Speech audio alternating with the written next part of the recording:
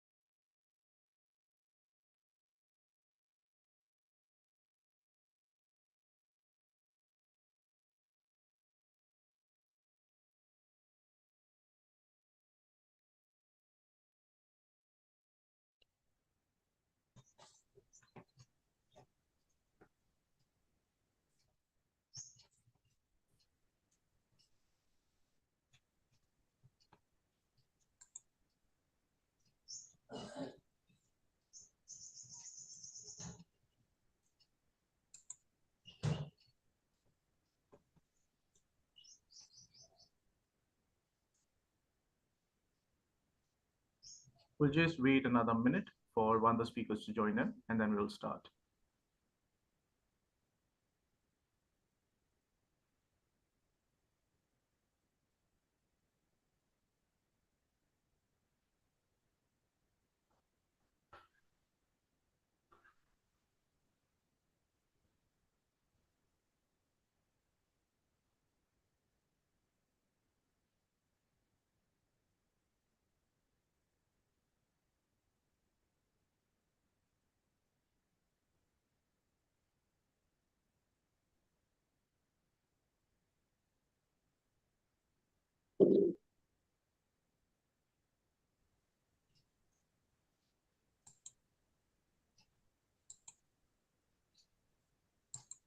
Hi, I'm sorry, got a little delayed.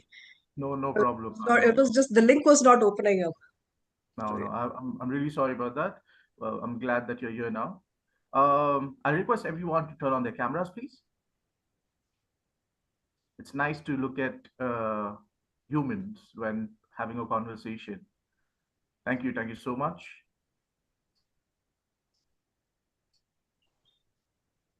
I see a lot of AI assistants joining in as well, lots of note takers. Uh, don't worry, the entire session will be recorded and will be uploaded on YouTube, so you can review it at any time if you like. All right, let's get started. Um, First of all, thank you so much for taking the time out and coming out for this session today. Today's session is focused mostly on incubation centers and its financial operations. Uh, Now, as an individual, as a founder myself, I've been in this ecosystem for about 4 or 5 years now, and I've seen this ecosystem flourish, and not just flourish to a point where the network of incubation centers in India today is unparalleled compared to the rest of the world. Until a couple of months ago, we had about 1,400 incubation centers, and this is not including about 17,000 or more entrepreneurship cells in colleges, more than 14,000 adult tinkering labs in schools, which have the potential of becoming future incubation centers. Now, in numbers, we are doing great.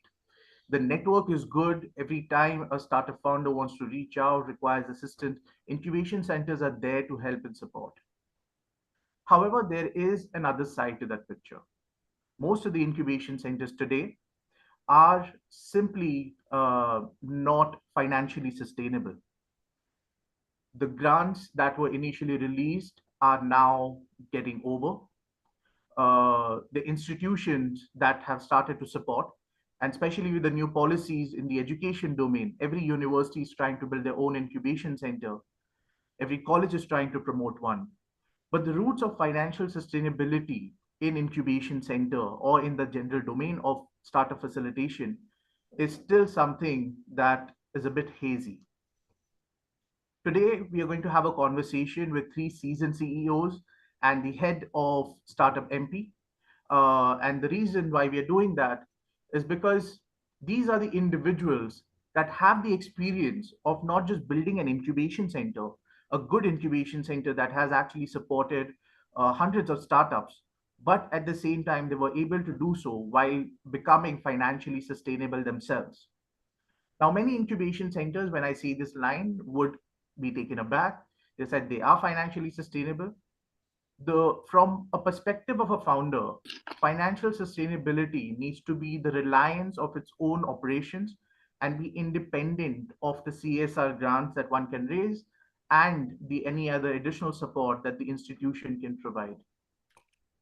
So once we keep that large chunk of money aside, just the regular operations of that incubation center, the day-to-day activities need to make that incubation center financially sustainable, financially viable. Otherwise, the long-term vision behind the entire operations or entire length of startup in India. Okay, Ritesh brother, right? Please turn off your mics, please. Right. So the long-term goals of the entire startup missions in India will simply come down falling.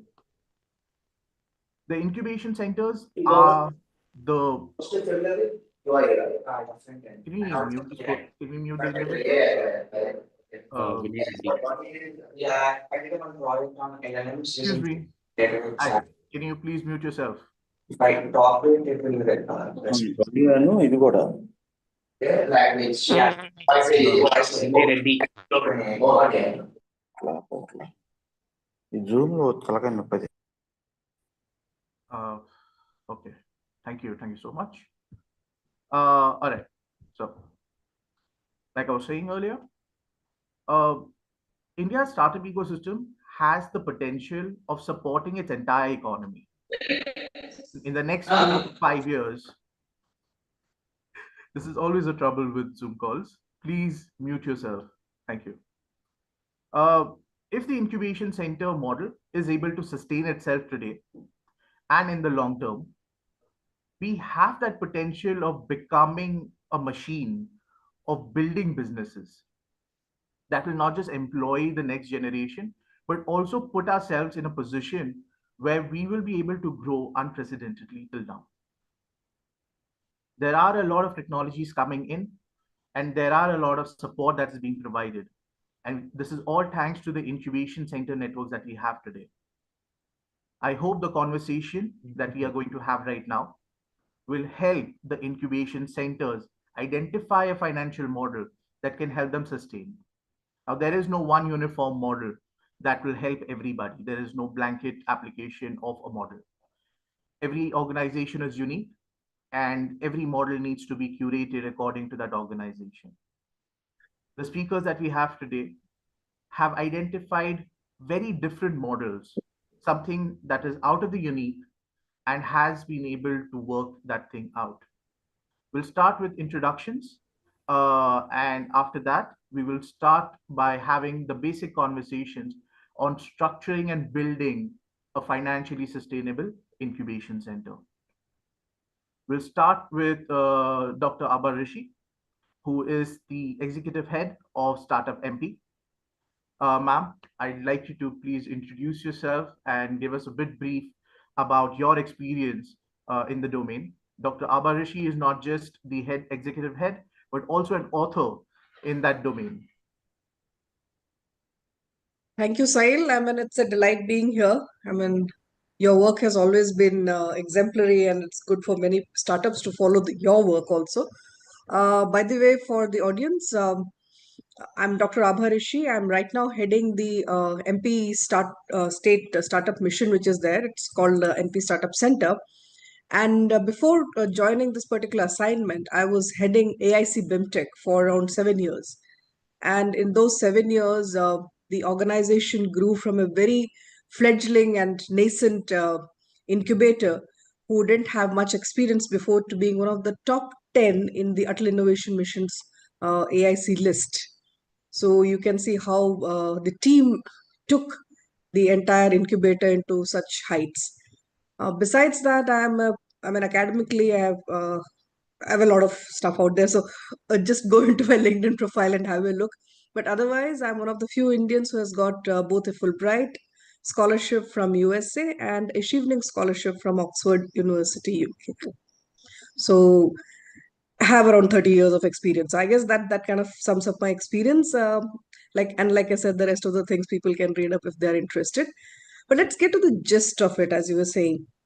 So when we started, we had absolutely no clue what incubation itself was. So we tried reaching out to a lot of incubators here in India and tried finding out literature. And the thing is, there's hardly any literature when it comes to incubation and creating sustainable models around incubation. So we started reaching out to the incubators who are doing good, not only in the national arena, but also in the international one, because we saw that nationally, the ones that were really blooming were the ones who had public funds. I mean, the IITs and the IIMs, and there were hardly any private incubators or private academic institutions having incubators which were doing great, except BITS Pilani. But then BITS was really not up there when we started. So there has been a lot of change from 2016 to now. And like you very rightly said, 2016, there was hardly like probably 100 incubators.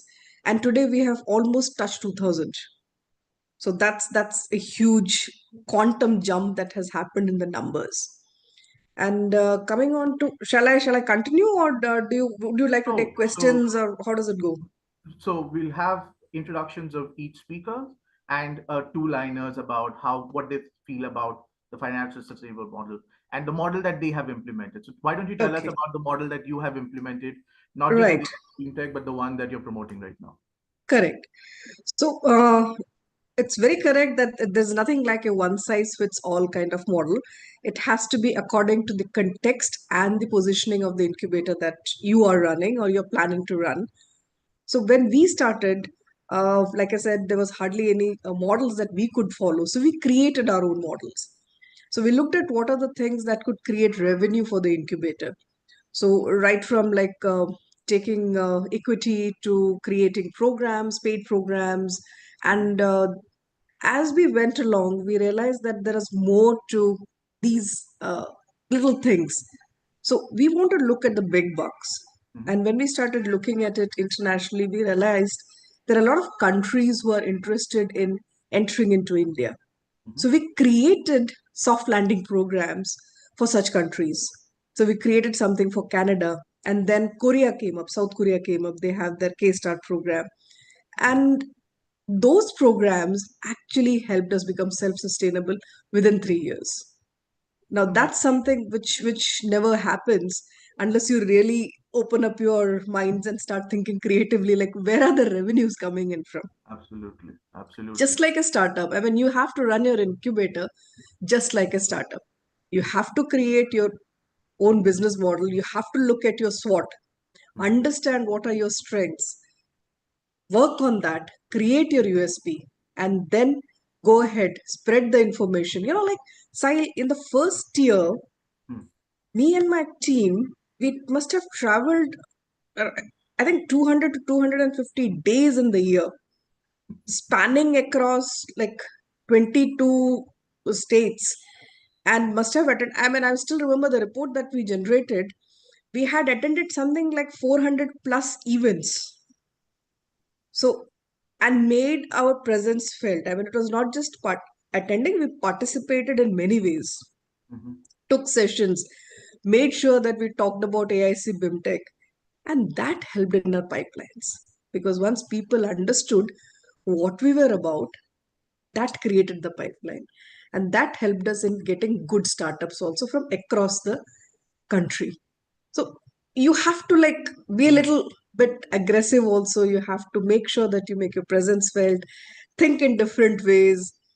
So, like I said, one of the models that we did was this.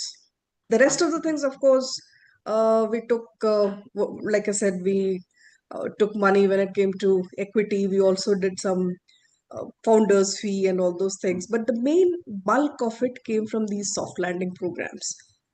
And that wouldn't have happened if we had not thought different and created those programs, like I said.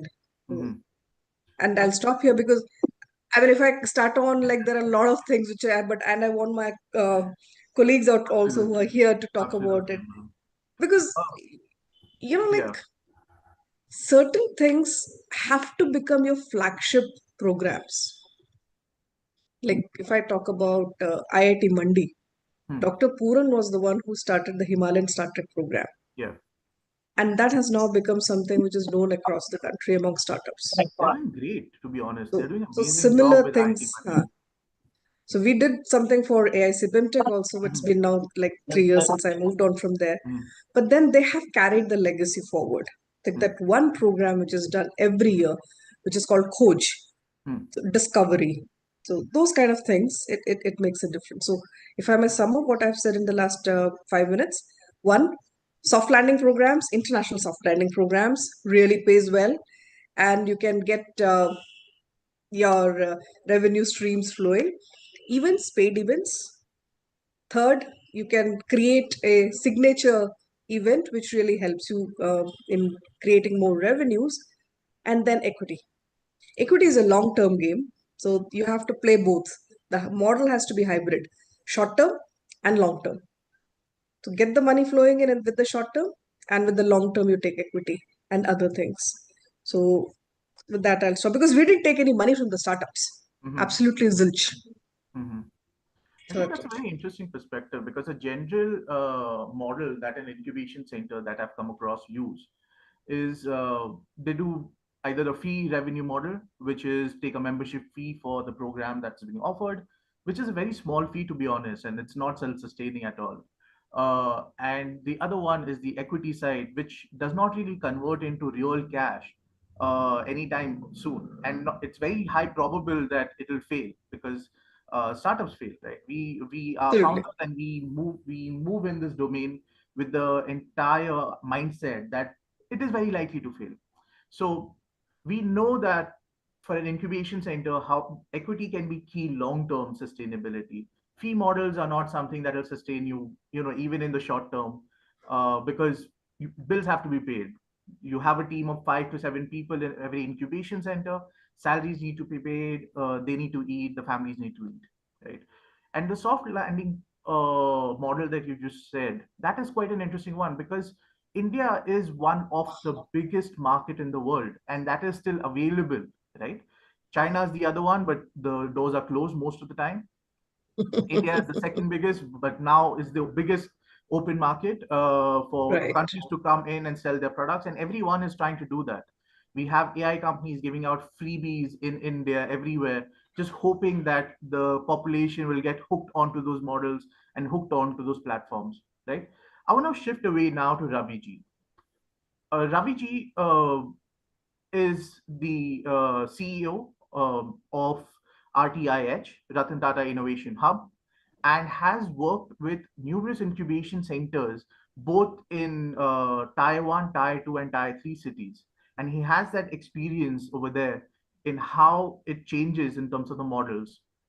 And when in a previous conversation, or in the very first conversation I had with him, he had the most interesting financial model that I have come across for an incubation center to use. Raviji, I'd like you to introduce yourself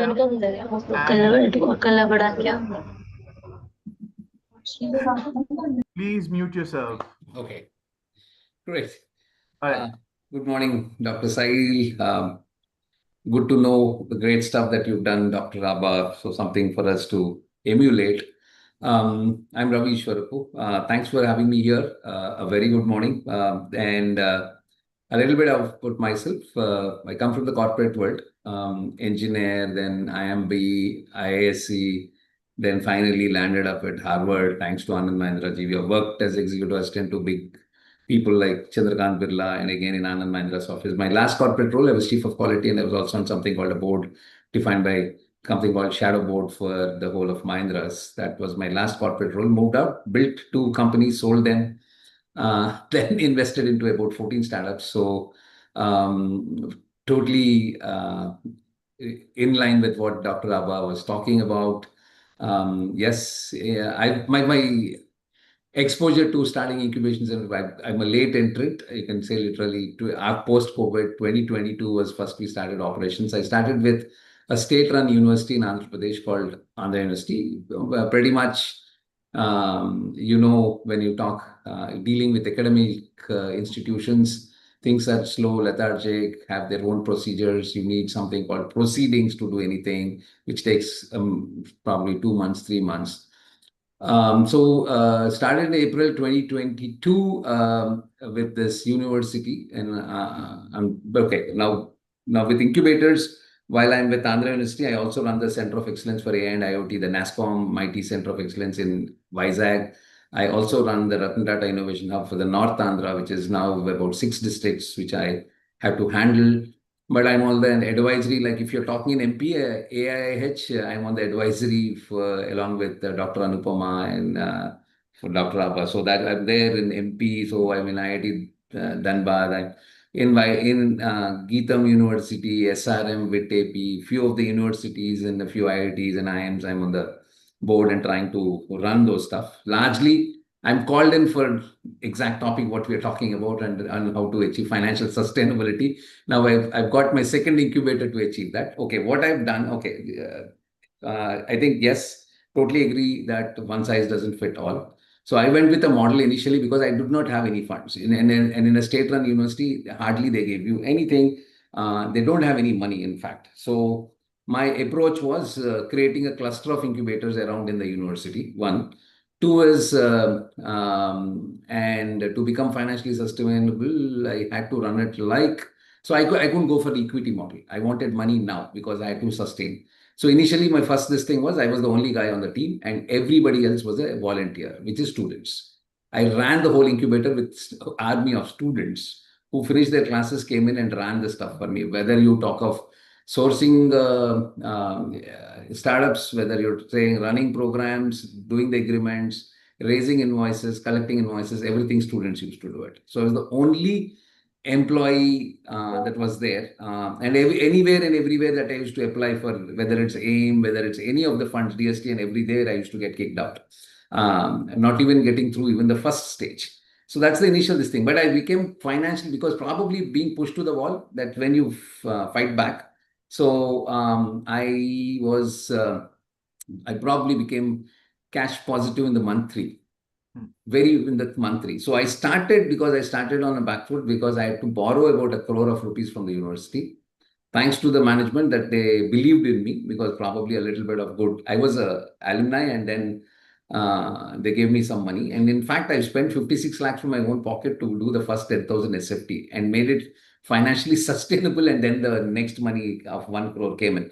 So what the models that we have is basically finance towards first time sustainability. One is while it's co-working fee, which is basically, of course, that's something where most of the money comes in, but it was a large chunk, but later it became a smaller chunk. So co-working fee, which was about 2,500 rupees per startup, per seat, per sort of a thing that we started with. But they were again open spaces, which is on SFT basis, but largely around that. But what I did is, because I realized that if I'm going to use just 2,500 and taking care of all my operations, because to the university, the way in which I operate, I pay everything. It's when I say financial sustainability, again, the definition varies from people to people. Even when you're talking IITs and all, they say there is generated funds and there is infused funds. If you take infused funds, most of the financial institutions, all the III acronym institutions are financially sustainable, because a government without any doubt will give you 100 crores, not thinking twice, to an IIT or an IIM. So you have enough money in your kitty so that you can say, I'm financially taken care, don't worry. So I'm not talking about infused funds like your CSR, government, institute funds, whether your alumni funds and all. I'm talking about only generated funds and sustainability. Tomorrow, imagine all those other funds dry up. Can you live? Can you still sustain? Can you still pay your salaries? Can you run this thing? I know 95, probably much more than of the incubators today will die if the infused funds close. If the government suddenly says it's a critical this thing, we have a COVID, okay, 2.0, no funds anymore from DST, MIT and all that stuff, most of the incubators will go. Only because of NIRF ranking, some of the institutions will keep it running in a very thin mode. So my idea was, I used to sell the seat to a startup from morning probably 8 to evening 7, and after that to a BPO from evening 7 to next day morning 4 o'clock. So the same seat was sold twice. So that's how, yeah. So that was, if you're talking about, but events and then trying to charge the startups for events, I think it was very difficult for us to do that, because very nascent stage. Vizag, we had a hit. We started off well in 2016-17, but everything went down the drain. The next government did not really take up anything. So had to build everything from the scratch. And the ecosystem, because we had to depend upon a lot of people reverse migrating back into Vizag from the Hyderabad and the Bangalores. So I had to create a very attractive one. So all the events, we were running about 7 to 8 events in a month. And all this was done, nothing was charged. Now, where did I make my big monies was, second thing was market access. So local, going to the local, initially to the local industries, getting their problems, running hackathons for them, and getting work orders for the startups. Like last year, my amount of work orders that were generated through the incubation center was to the tune of about 21 crores. And 5% is ours, which is 1.1 crore. So my first year, I was around the 70-80 lakh mark of turnover. Without my expenses were about 35 odd lakhs. My salary was pretty low of 1 lakh per month. So it did not really matter. So first year itself, we were about about 40 odd lakhs of profit. Second year, we jumped to about 2 odd crores. The third year, last year, we ended with about 3.34 crores now, and now we have a reserves of about 2 crores. So that's something like we had to, because I don't take equity. So I had to get people to come in. So if I say equity, people will shut away and then say no. And two is, I also understood that now, because I moved to a state more like a bigger, larger entity, now I move out, and next leadership, I'm not sure who will carry on these legal documents of equity and ensure that the money is coming back into the system, which is again a big follow-up, future monies and all that stuff. And most of the academic institutions do not even understand the concept of future money. So very difficult to even get the vice chancellors and others to understand what future money is and equity and all that. So completely avoided that. Now I can experiment. So now I have money on hand. 2-3 things that happened because of this. Okay, then eventually after 2 years, we got a DST Nidhi ITBA, finally, the only fund that we have. Now then I have a team of about 4 people now, which we run the whole thing. So that made us, because we are already financially sustainable, yes, the DST Nidhi ITBA, I think we're one of the highest revenue earning again, which is because for the 10,000 SFT of the new thing that we created, we earned for year 1 83 lakhs, and just for those DST Nidhi ITBA. So year 2 is about 90 lakhs that we have earned. But what I've done is also created this thing. So one thing that I've gone against everybody, and because the university, we had a lot of land parcel. So got NASCOM to set up their Center of Excellence in the same campus. We got STPI now already more or less ready, another 30,000 square feet of another next generation incubation space. Then a life sciences, this thing of 55,000 that we built with RUSA funds, but now probably we have got shortlisted for BioNest and all this. So now I'm created, what I've done is within a square kilometer, you have 5 or 6 incubation centers about. Now, eventually that will be 2 lakh square feet of incubation. And so people can, it's just like you want to buy some jewelry, you will go to, usually every city will have a street full of electrical items. So you'll have a lot of shops. So you go there and you pick from one. So something like that. I've created a bouquet of incubation centers around. So people want something to choose, they will come and then eventually choose from one of these, because if their life sciences, okay, go here. If I'm IoT, I have these 2 options, which has got a better lab. Again, everything is collaborative. So something a little bit different, because people said, are you crazy? You have one incubation center, you're creating second, third, fourth in the same area. But it worked. Now today I have about 207 startups in this space. And eventually I have about 43 startups, which is still waiting for space. So I'm actually run out of space. Probably we're now creating additional space, because this is something that we are going with. All right. That's a very interesting model. And one thing that's very common in both your models, right? So Abaji mentioned using India as a market, as a launchpad for other countries to come in. You went on a similar direction, but with a different model. You, instead of working with equity or fee model, you worked on something where you're actually bringing work orders to the startup using that same market, that same resource, right? And not just that, but you also use the resources that you have as a public institution. That is one thing that we all have to agree on, is the space is goddamn everywhere for public institutions, especially the state universities. They have large campuses and the lands are just lying there not doing anything. Same goes for the central universities as well, to a certain extent, to utilize the unused resources either by just like a simple table space, right? And to convert that into a double engine thing where you have startups in the morning and a BPO in the evening, just enough to give you that financial backing that, okay, now I am no more in my survival mode. Because an incubation center, from my perspective, is no different than a startup. You have to get out of your survival mode in order to first execute the actual dream that you're trying to achieve. If you are still stuck in that surviving mode, it'll never work out. So you use the existing resources that you have, the network that you have, the organization's capability to a certain extent, I assume, because when you're part of a university, it also gives you that credibility. Oh, you're from the state university. Oh, you're from the central university. Or, oh, you're from such and such big university. Brings you some credibility in the market that allows you to at least talk to those people in the market and collaborate that way. To use that network to collaborate, to bring work orders directly to startups, and allowing them to flourish while they also pay you a small fee for that. I think that's a model that is beautiful and something that many incubation centers need to use, because with that, not just you're providing the initial sales, but you're giving the lifeline to that startup as well. With Maybe 2 points I just forgot. One is there are a lot of Desi entrepreneurs. We went to 2 countries, which is Sri Lanka and Mauritius. We got them the market entry, just like Dr. Baba was talking about.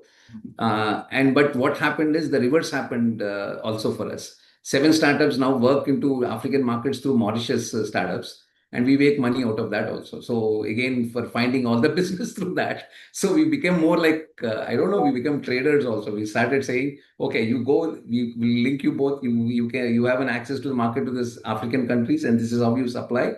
And for every invoice that gets paid, you 5% is ours. So something like that, that's worked. Two is there were 3 changes in the leadership at the university. I'm saying this is where a lot of people have these problems with university incubation. I think that Brahma would probably agree on that. When the vice chancellor or the director changes, your job, you have the job of going back to them and then trying to convince about your existence. And suddenly an existential crisis will come up, as whether the new vice chancellor or the director will understand what this whole incubation and innovation stuff is, and is that it is required and all that stuff. So had to do 2 things that I reserved is because the institution, because of the innovation ecosystem, moved from 80th rank overall ranking to about 40 ranks. 40 ranks jump in 1 year because of just this. Or maybe even NAC also, we've got some score like 3.74, largely because this was the missing link and this thing.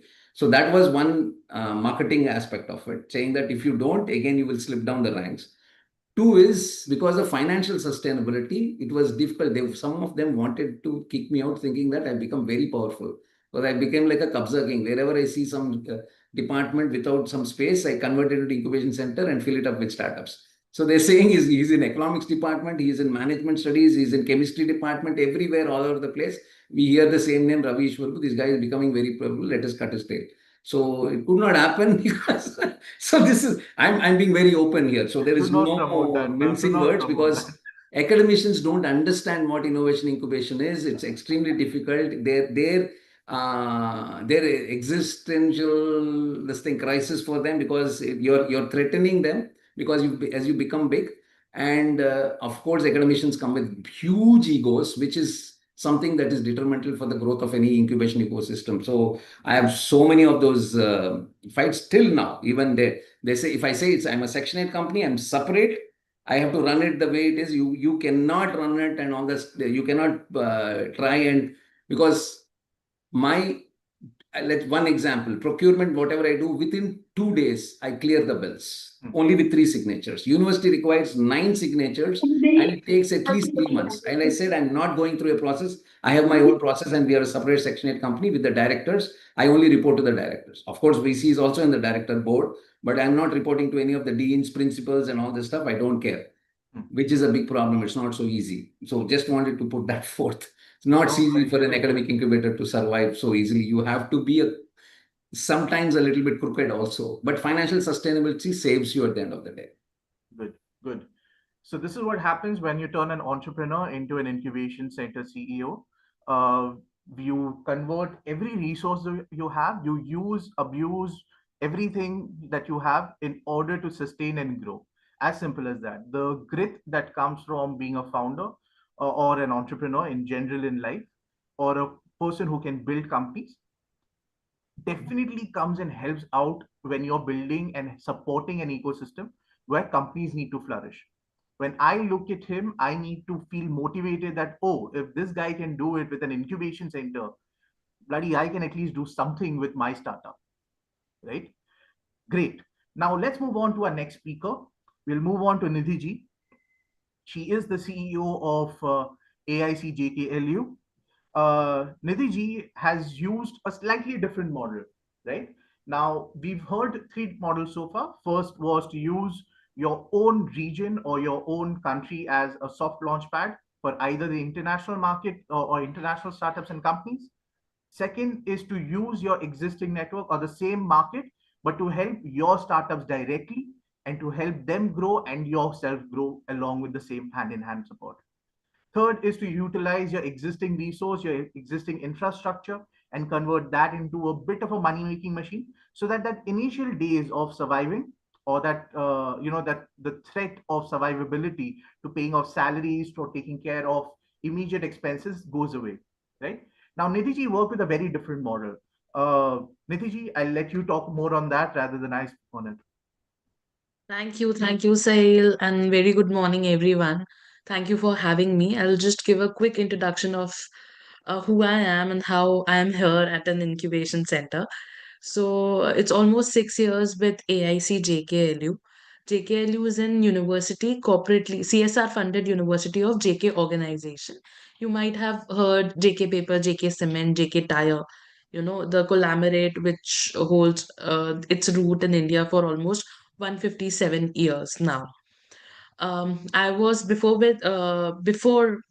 joining AIC, I was with multiple incubation centers like Gujarat Law Society Incubation Center, and primarily I started this experience of incubation center with IIM Ahmedabad. So I am Ahmedabad's incubation center.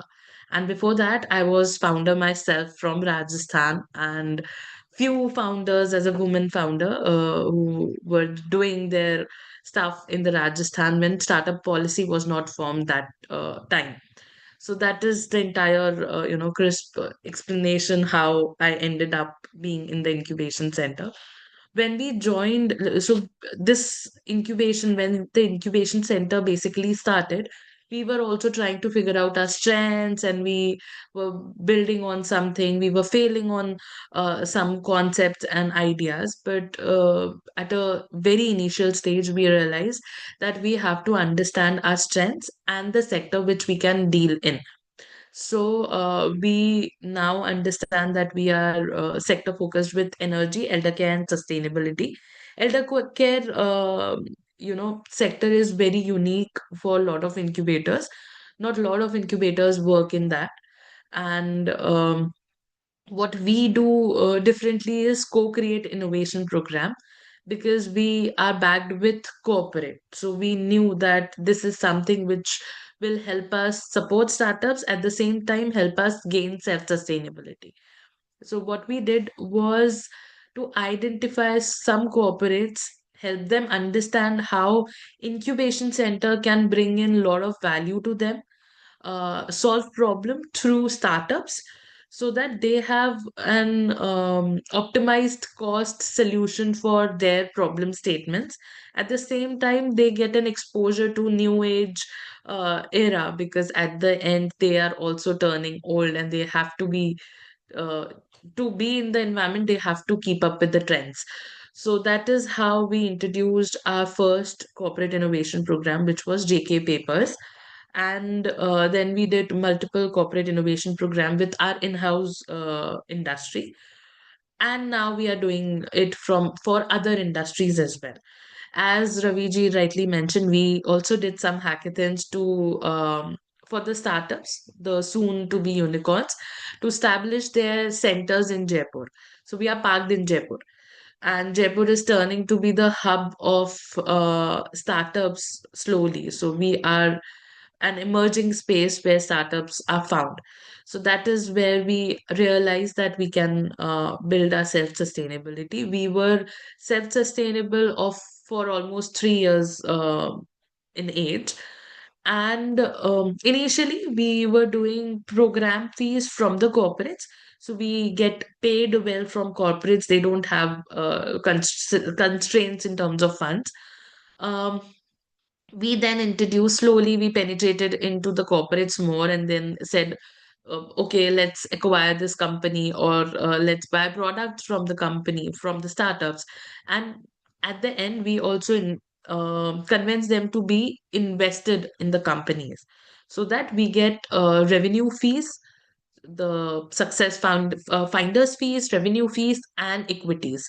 So we also now at a model where we are in the process of taking equity exits from the companies we invested in 3 years, 4 years back. So that is how the entire journey of 6 years looked like. Um, just to advise everyone, as Abha ji rightly mentioned, we have to understand that this is also a startup. And if we don't do it with a grit of getting it sustainable and not relying on the government funds, because see, that will dry up soon enough. So if we don't focus on creating our own models, creating our own strength, creating our own USPs, we will end up being confused on what we would want to do and try to achieve everything at the time. That okay, this incubator is doing program fees, let's do program fees. This incubator is doing agri-tech, let's do agri-tech. That will never end up having a proper sustainable roadmap for us, for the incubators specifically. So we have to stick to our basics, that what we can do and what we cannot do, and that is how we developed our entire journey. Sail, you are on mute. Sorry, thank you so much. I think that's quite interesting because what you did was you used forward integration, right? Because your organization was closed with a corporate body, you had the corporate network to a certain level. Universities by themselves are basically set up just for job creation, right? They're there to educate students so that they can go and move on into industry. You collaborated with forwardly with those industry, integrated them via your incubation center, allowed your startups to sell their products to these corporates directly, allowing you to build a more sustainable, financially and otherwise sustainable bridge between the startups, the university, and the corporates. And what that has allowed you to do is not just funnel the money from the corporates into the startups as investments or either as revenue, but also allowed yourself to be sustainable and reliable, not just from fees, but also from the minuscule security that you might take, also from a success fee model, because every time the startup earns revenue through you, you're charging them something like a sales fee. And Yes. that, I think that core of it, it's really nice because that is something that I've seen common in a few successful incubation centers. The financial models for incubation centers work when they make money for their startups and they also get paid for that. The best part of incubation centers is the network that they can bring along, and to utilize that network into connecting people into, finally commercializing it. That really helps, right? So forward integration really works. I want to talk now to Dipapriya ji, who is the CEO of Entrepreneur, the business incubator in Gujarat. And the reason why we are moving now to Dipapriya ji is because they have done something exact opposite, or to a certain level, what Nidhi ji has done. Instead of doing only forward integration, they've also done a partial market integration and a backward integration. So, Devapriya ji, I'll let you introduce yourself and explain your model that you're using right now. Sure.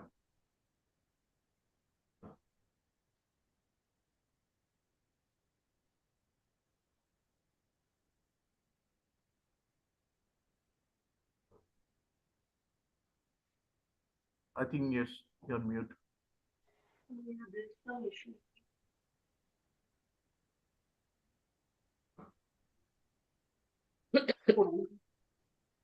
You're on.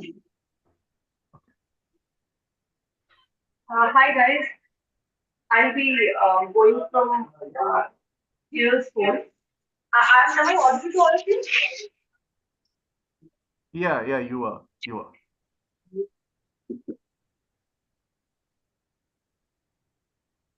Sahil, why don't you use admin rights and unmute Devapriya? That will help her. I think she's right now using 2 devices.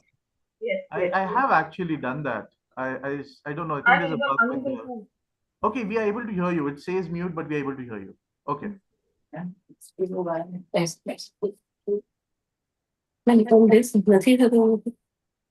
So yeah, it's yeah. All right. No,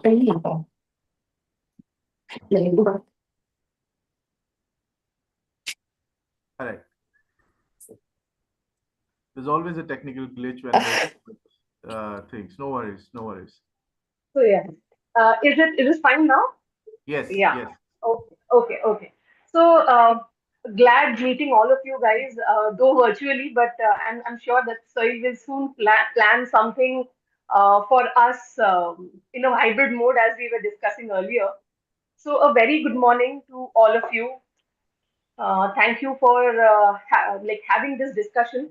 So I just to give you a very okay. Let me brief about myself. So I have been in the ecosystem, startup ecosystem since 2014. I started with Tata Steel, then ended up in EDII Ahmedabad as a research scientist there for startups. So at that time, the startup policy was being built around the Gujarat ecosystem. And then I worked with IIM Ahmedabad's ऐसे ही message आया था startup के लिए and then I joined. I was invited to join the incubation center that I am running currently. So so if I should elaborate it this way, it took uh, around 12 years to have this discussion about incubation sustainability of incubation centers. So I very strongly agree with Abhaji, Raviji, and Nidhi that whatever they discussed, I totally resonate with that, and I agree with the point of Abhaji that we have to we have to run as a startup. We cannot teach a startup without being a startup ourselves. So that is something which is very important. And looking at that, so very early in our incubation days, we understood that whatever money we are getting or whatever funds we are getting, it is not going to sustain us long. It might give us a push, but it is not going to sustain us for a long term. So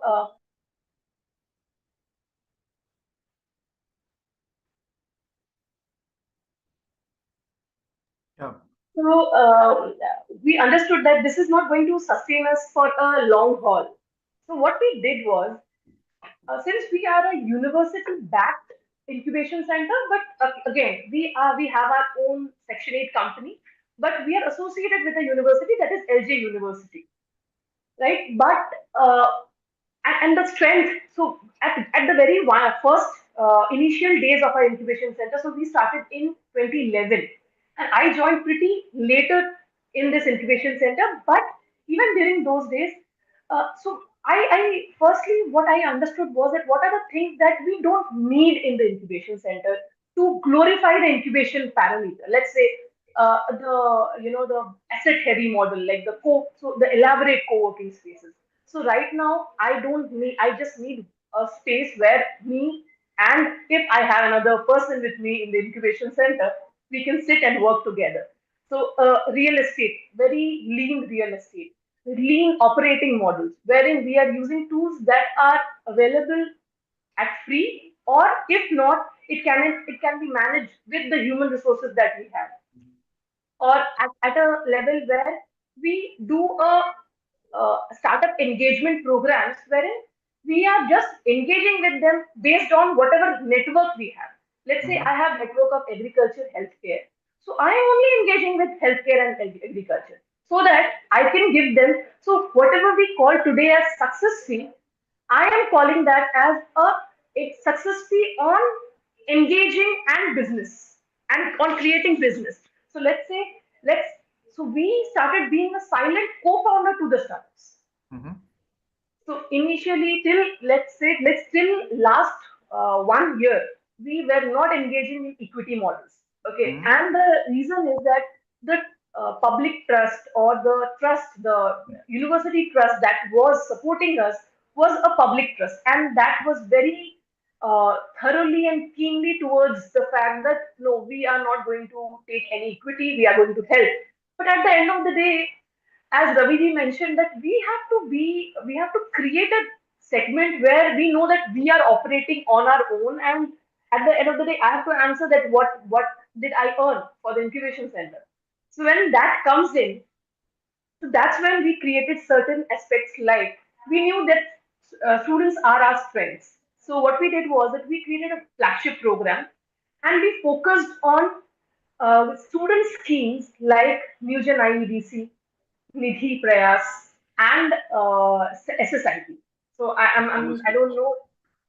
Yes.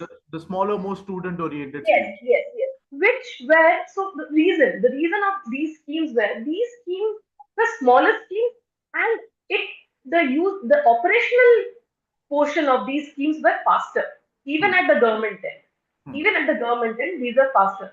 So this gave the leverage of our of the ecosystem to in the ecosystem for us to at least be known to people. Hmm. So, for an incubation center initially, the one of the hardest part is that people knowing you only then they'll approach you. So marketing budget is never a question for us. We cannot have a marketing budget.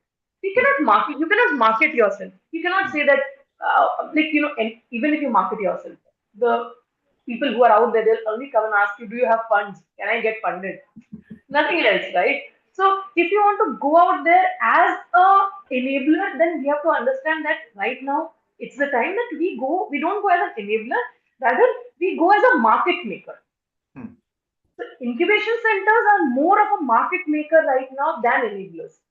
Enabler, with the name of enabler, we feel, or the aura attached to the name enabler is, it is for social service. It's not Hmm. social service. It is more about making the market and building the market together. Hmm. So slowly or steadily, we realize that in the Gujarat ecosystem, at least, you cannot. So the Gujarat ecosystem is so dynamic. You cannot go for a sector-specific incubation center. It's what was Understood. our realization, and therefore we went agnostic. So we have startups from health tech domain to deep tech, fintech Okay. as well, and even normal, So again, so startup incubation centers also have to understand that what we are doing is that we cannot just run behind innovation, because if we keep running behind innovation, there might be certain such aspects which are not innovation per se as a product, Hmm. but there might be some innovative process in the entire business. So if we adhere to that, so we can also create certain pipelines, like coexisting with the startup. So let's say if the startup is having operational issue, so I'm sure that all of us are aware of the venture studio model. Yeah. So we have taken certain excerpts of the venture studio model and started working on it. Hmm. So let's say there's a startup who doesn't have a CTO and has a technical like backlog, but the product is again not tech heavy, but needs a technical backend. Hmm. So we help the startup with that, and we create a portfolio around it, that what are the deliverables from the incubation center Hmm. that we'll be providing. So Hmm. it might be something that we facilitate. Let's say we know IT company. We facilitate the entire CTO amalgamation, the entire the virtual CTO, you can say, or whatever. So you might have heard about virtual CFO a lot Hmm. these days. So we work on that as a CTO, or even if the operations, even if for hiring. So initially, the startups are not aware of what are the payroll structures, HR Hmm. policies, and POSH, and all those. So we help them structure that. So we identify the loophole of the startup, wherein the health of the startup, and where the startup needs help, and we propose them accordingly. So this is what we can do for you, Okay. and this will have a attached either operational cost Hmm. or a one-time cost. Understood. Understood. This And is one way, and yeah. and just to finish it. So there's another point that where what we do is we associate with corporates, Hmm. and we bring in their problems. Hmm. They are anyway having different types of problems, so Hmm. bring in their problems. We float a faculty hackathon for that. Okay. We float a faculty hackathon for that. As we know, academicians are good at what they are doing. Hmm. Technically, they are very apt. Okay. So we help them utilize their technical bandwidth, Hmm. and they work around that. Okay. And then from there, how to take that technical idea which has been formed into a business perspective, we help them out there, and we charge a sum from the corporate. Hmm. Hmm. So That's an a interesting part of the sum is given to the faculty as a honorarium a or as bonus a of some prize. sort. Yes, yes, and a part of it goes to the incubation cell. Interesting. It also helps you build a relationship with the university and make sure the faculty stay happy, allows you to help them in the long Yes, run yes, for their it is very startups. much important, right? Because for the inflow of student ideas, because there are certain rules in every. So under LG University, there are 50 plus programs going on. Okay, Mhm. so there are several, you can say, rules in each colleges. Like Mhm. for the first year, they will not be allowed for Yeah. you can say any kind of such programs. This that. So it helps us to crack those barriers Hmm. and get in so that they also feel involved.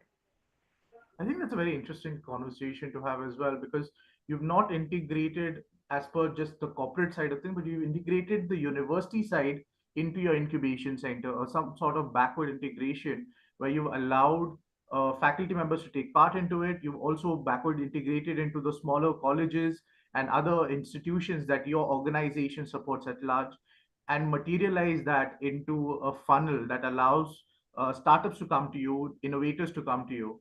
And it's very true that startups or actually incubation centers even focus way too much on just the innovation side of things and less so on the sales and marketing side of things or the business side of things. Uh, just in general, when you look at it, even, and I can say this even, and by the way, for anyone who takes, this in the wrong way, I myself am a scientist, right? So don't worry about that. As a scientist, when you develop things, when you create things, when you innovate things, it is true that we can solve the world's problems out there, right? There are every little technology that you can use, or just use existing science that has already been there to then convert that into products or solutions that can, that will help the population and masses. But that is not an entrepreneur's job. An entrepreneur's job is to take only the solutions that are actually implementable, which someone is willing to pay for. That last segment of people willing to pay for is something that the incubation centers and the entrepreneurs themselves even tend to forget, that yes, the solutions are great, the technology exists, the problem exists, but are people willing to pay for that? And only the ones that are people willing to pay for are the ones that actually turn out to be good businesses, right?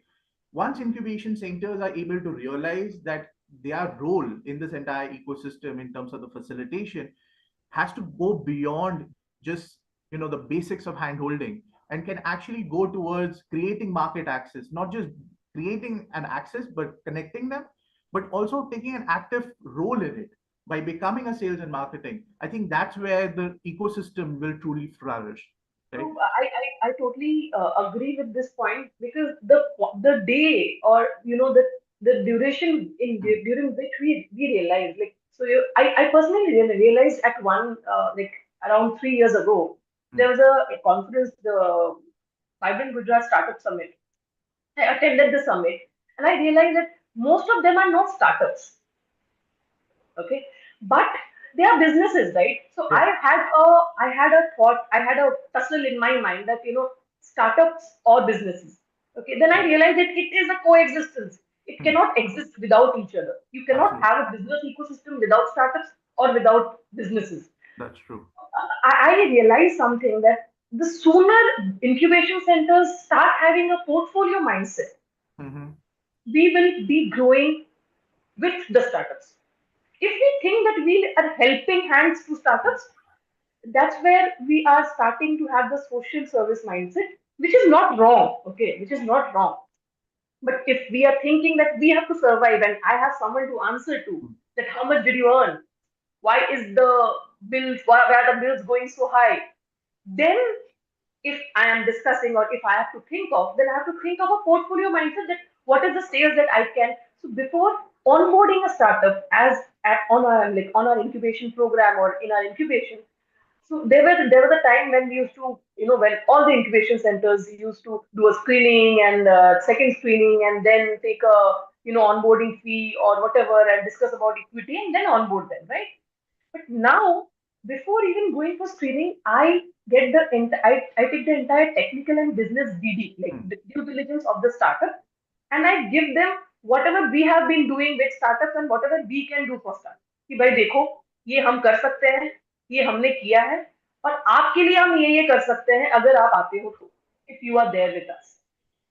So then if it matches, if the puzzle matches, only then we ask them to onboard. Otherwise I suggest them ki, you know what you should do, you should go to this incubation center, I'll call them, you can talk to them. Yeah, yeah.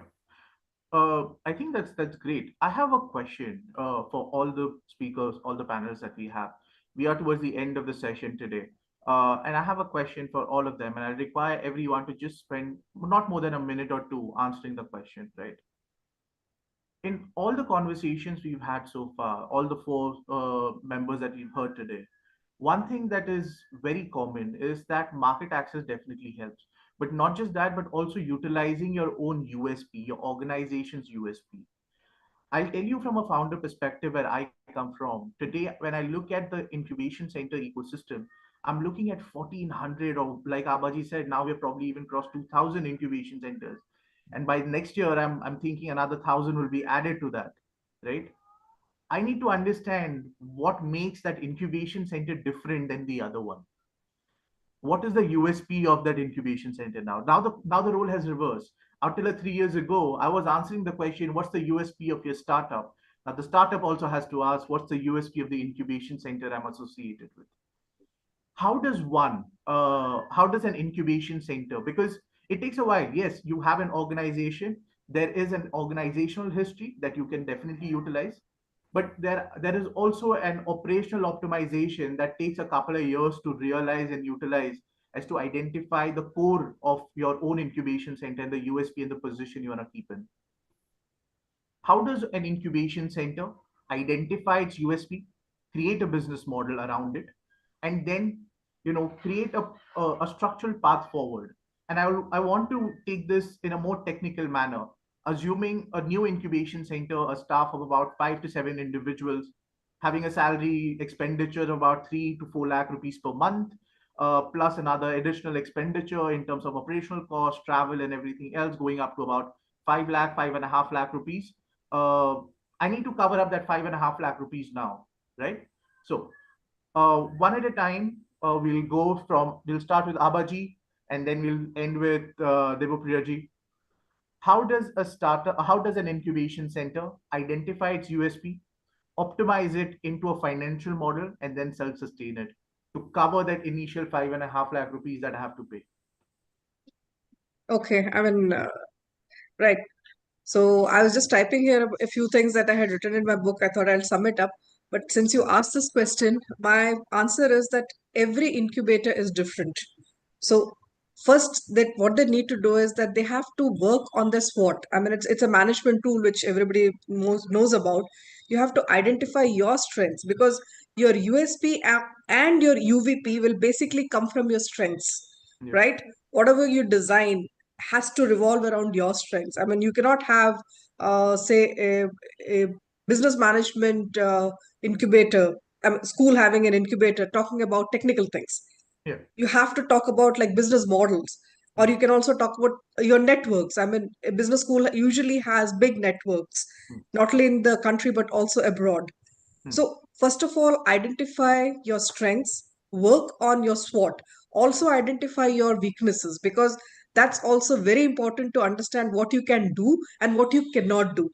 So once you have that in mind, you can go about designing your UVP and make that into your USP also, because once you understand what value you bring, you can think about selling it to the audience. I mean, the startups which are there, because like you very rightly said, Sahil, earlier the startups were pitching to the incubators, but now the times have changed.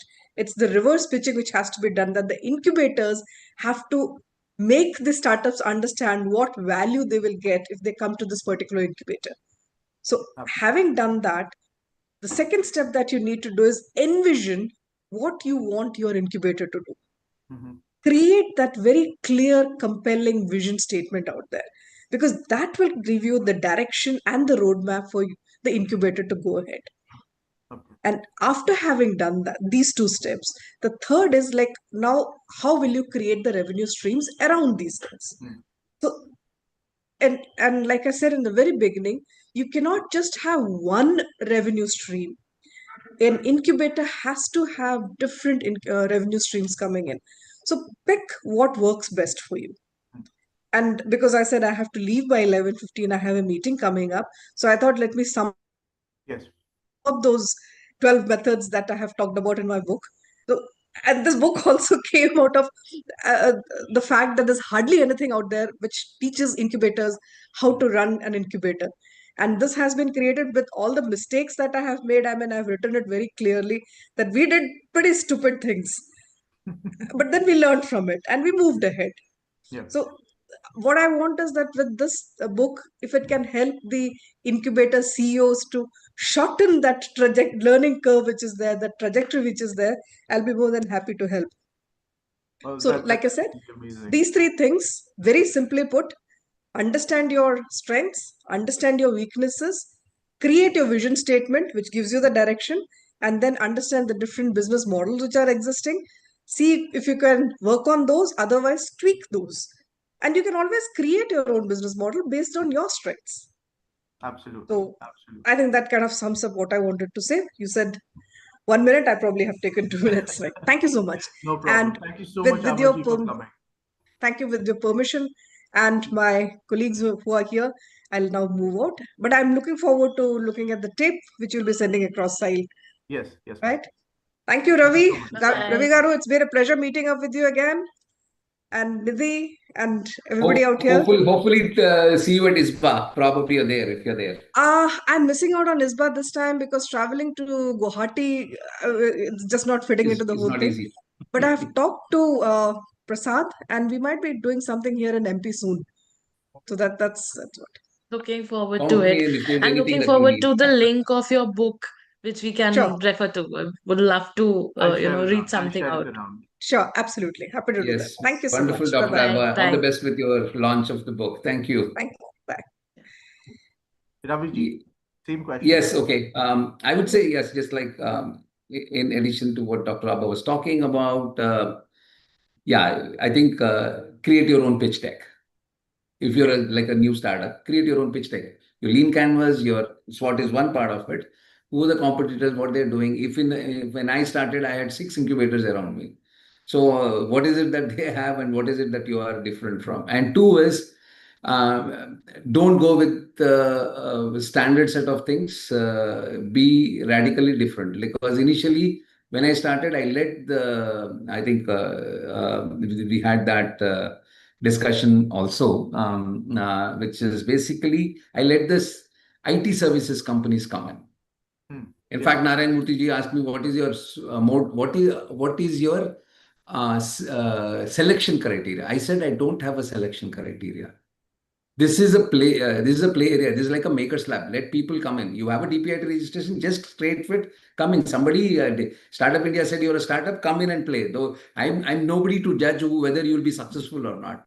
And the answer I gave to Narayan Murthy, why? Because if all these big incubators are doing all that and with so-called experts and what do you say, filtering people to come into your incubator, then why is the success rate still so low? Which means that the process of selection itself is a non-value add. Yep. So start redefining the whole rules book that has come saying you have to select startups. You only say, and I told even Narayan Murthy ji right on his feed, you're a 2x guy, which means he was shocked. He said, you're a services company. Nobody would let you in your incubator if you're just started Infosys now.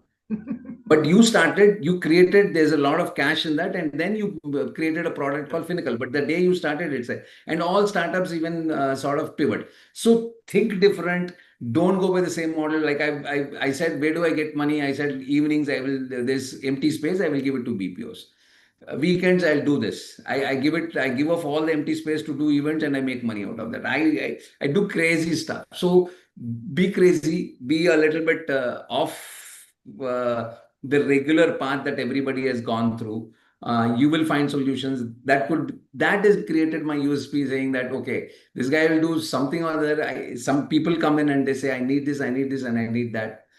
See, largely today, a startup needs basically 3 things. Good mentors to tell them more than what to do. Everybody will tell you what to do. What not to do is what is important. And then, of course, market access. That's why people come and crave to want to be part of this, because if I give them business, why will they not come to me?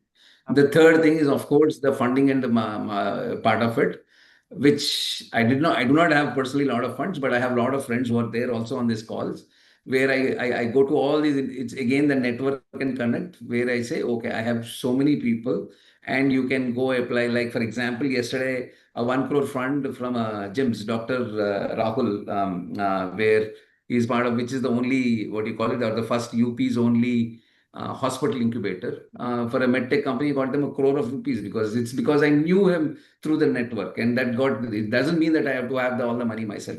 So be radically different from what this thing. You have to localize your this thing.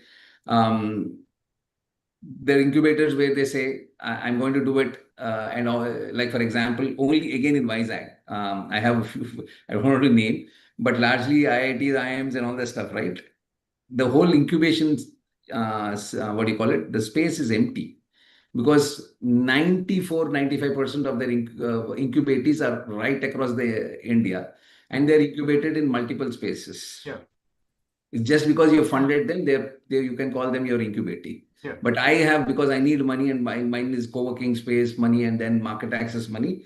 99% of my startups are local and physically present. In my ecosystem, in my building, there are 642 people now working. I can see the statistics because I have live this thing. So be different. That's, I would say, don't go by the set rule book saying that you have to do this, do this, do this, do this. No, try and redefine the rules and create your own one. That probably is my understatement. Amazing, amazing. Experiment, fail, repeat, right? Just keep on doing that. Something will work out. If it doesn't work out, then try a next experiment. There's always trial and keep trying until this thing. That could probably be your USP. Perfect, perfect. Nidhi ji. I would try to sum it up as quickly as possible. 3 things: being an operational person. 3 things: 1, create your own checklist.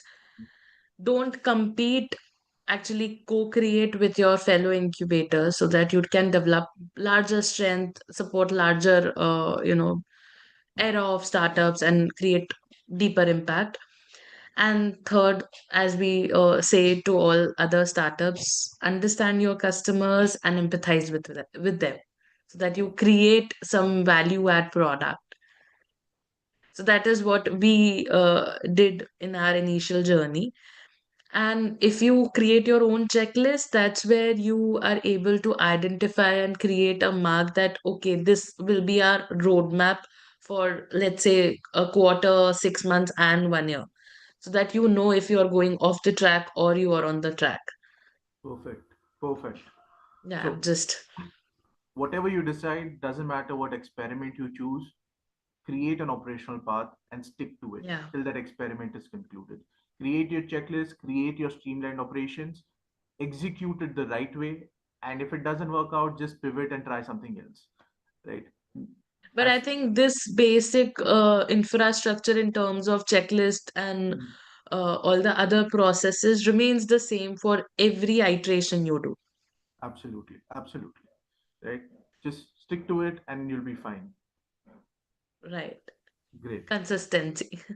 Consistency, that's key. Last one, Devapriyaji. You're on mute. Yeah. So what I'll just share whatever I have done.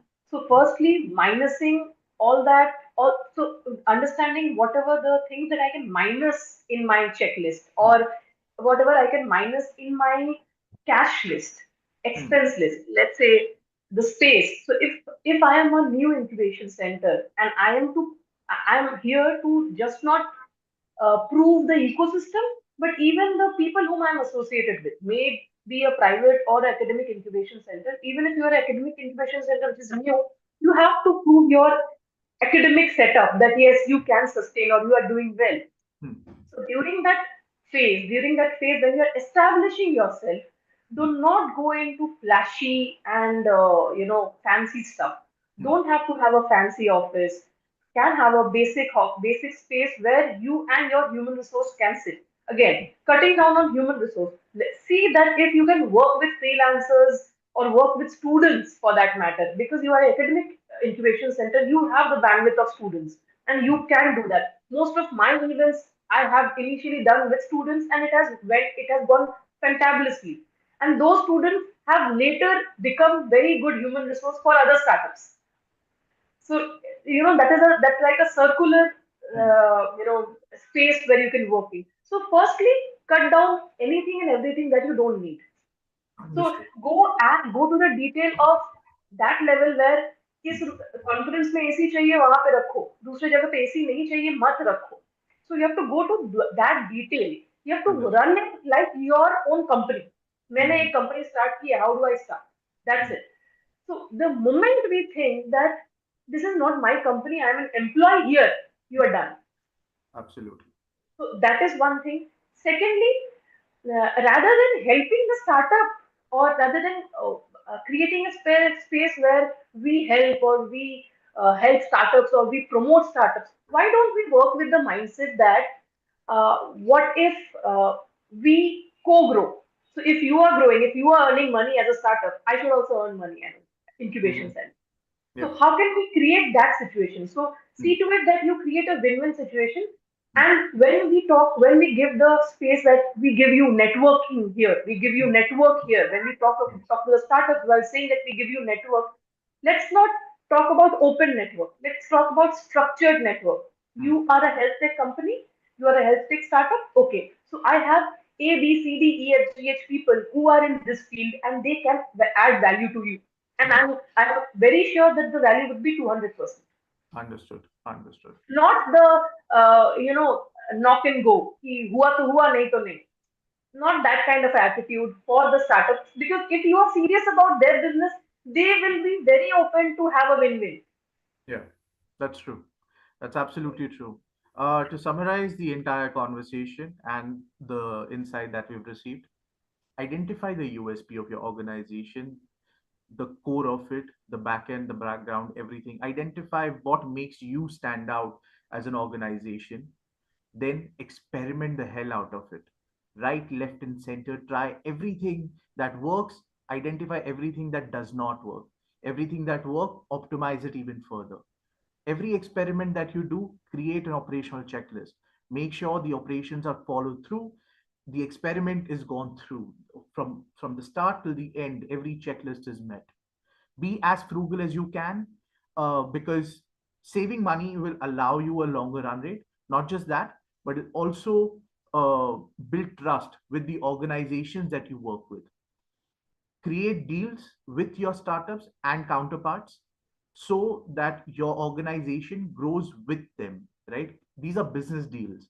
When the person across the table makes money, you make money, right? That's been a lovely conversation, and I hope the incubation centers who will watch this benefit greatly from this conversation. Thank you so much for giving out your time today. I am so sorry that we will take all the questions toward the end of the second talk today. We are already 20 minutes in. We already have Himanshu ji here. Uh, Devapriya ji will be leading that session. So I'll leave that to you. Take it ahead, Devapriya ji. All the questions towards the end of the second talk. Yeah. Right? Thank you. Thank you so much.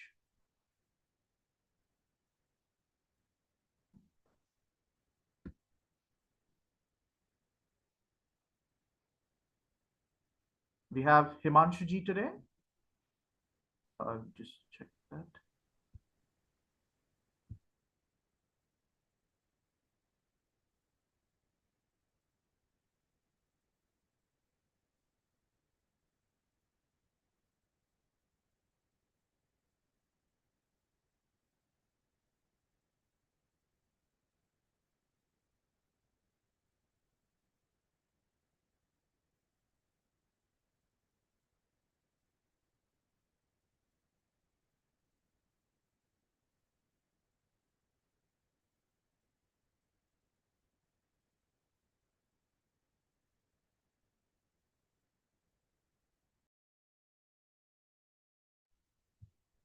All right, moving on to the next session, we have Himanshu ji with us, who is the CSR senior CSR manager with Hindustan Copper.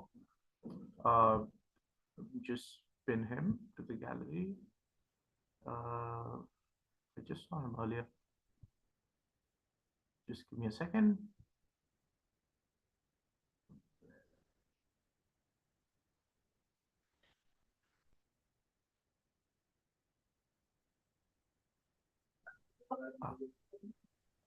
All right. Okay. So we have Himanshu with us, who is the senior CSR manager with Hindustan Copper. We've talked a lot about the kind of funds, the operational funds that an incubation center needs to generate. But in the initial days, we cannot deny the fact that infused funds are also required, right? And not every institution, in terms of the education institution or the private institution, will have the resources to build a basic structure around it. But CSR is not easy. CSR takes its own time. CSR has a, a very strict strategy and a very strict alignment that one needs to follow in order to get that kind of fund. I'd like to invite Himanshu ji to please continue this conversation forward.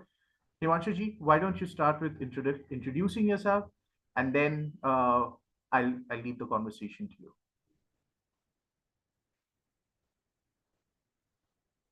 Himanshu ji, I think you're still on mute.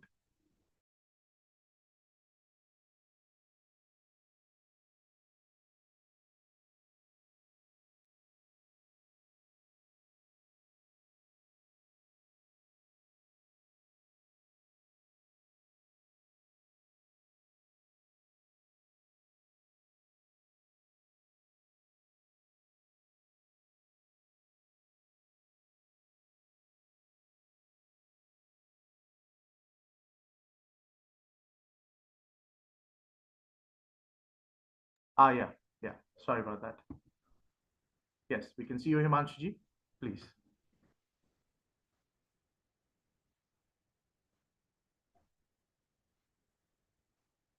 Hello.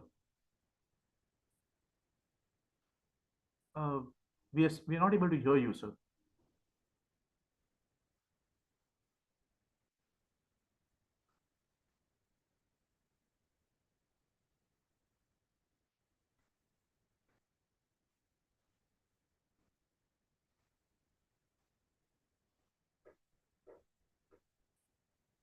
No, sir. Maybe try re-logging in, and maybe that'll help. Yeah, sure.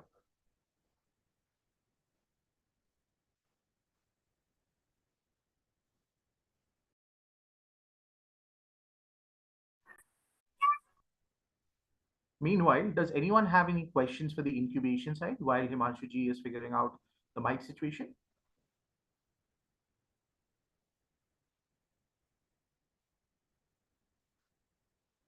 Okay, we have two participants that have raised hands. Just check that. Yes, Mr. Shiv Prasad ji.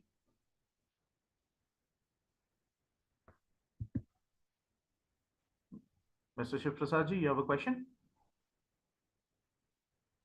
Okay, we'll come back to that. Mr. Chadda, you have a question? TSS Chadda? Hello. Yes, sir. Yeah, good morning. Good morning. We have one startup, newly startup, and two patents we have took and also published.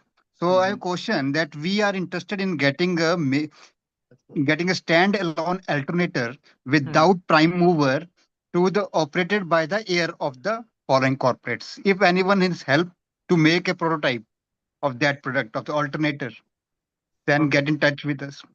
For that specification. All right. What I'll do, sir, is after the conference, we will be creating a booklet of all the incubation centers that have participated in this conference, and we'll circulate it with all the startups that have participated in the conference. Sure. Right? That'll allow you to connect directly with the incubation center based on their USP and the domain that they're working with. Right? Okay. And also you will send the mail to all the participants? Yeah. Okay. Okay. Thank you very much. Thank you. No problem. No problem. Yes, Himanshu is back. We'll get back to the conversation. Go. All right.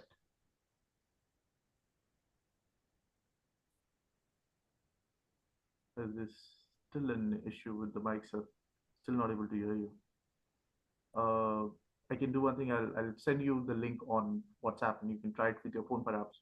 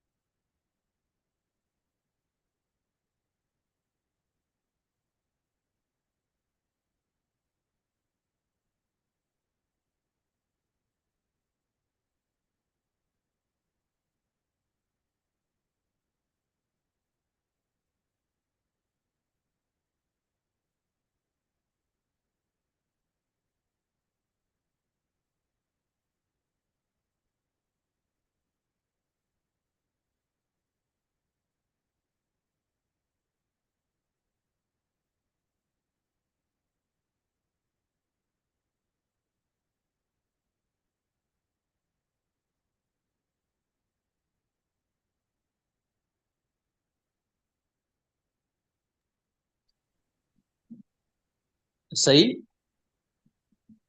Yes, sir. could you give a quick overview of what will be the rest of the session? Sure. So the second session today is on how to raise CSR funds and what does CSR seek in terms of its, in terms of the processes and in terms of evaluation criteria when releasing funds. We focus the first half on the incubation centers trying to generate their own funds. The second conversation is about infusing the initial funds into the organization to get you started. Okay. Right. Thank you. No problem. I see Himanshu ji is logged in from a different account, but still on mute. Hi, Dr. Sahil, hi. Can you hear Yes. me? Yes. I can hear you. Yes, sir. Hello. Hi. Yes, we can hear you, sir. Great. I just joined, like I just got in. I have not sort of have a background of where we stand now in terms of the session. If you could just help me with that, and if I need to begin, we'll be more than happy to start with the some introduction, and a couple of slides that I have sent maybe would be Absolutely. helpful if you can share it at your end. Yeah. Absolutely. Just give me a second, sir. Let me just try. So, all right.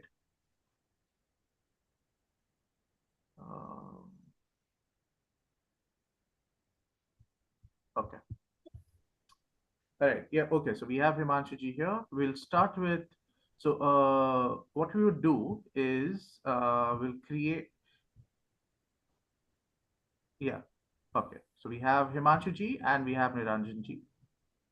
Niranjan ji is from HDFC CSR's team, and the entire conversation of today's session is going to be around the fact is that incubation centers really struggle in the initial days in raising or infusing their funds from CSRs. But when it comes to just raising funds from CSR, there are norms, there are methods of doing so, which the organizations are simply not aware about, right? Why don't we start with Himanshu ji and then we'll move on to Niranjan ji about this conversation. So Himanshu ji. Yeah, thanks, Dr. Sahil. And my special thanks to you for inviting me for this virtual conference.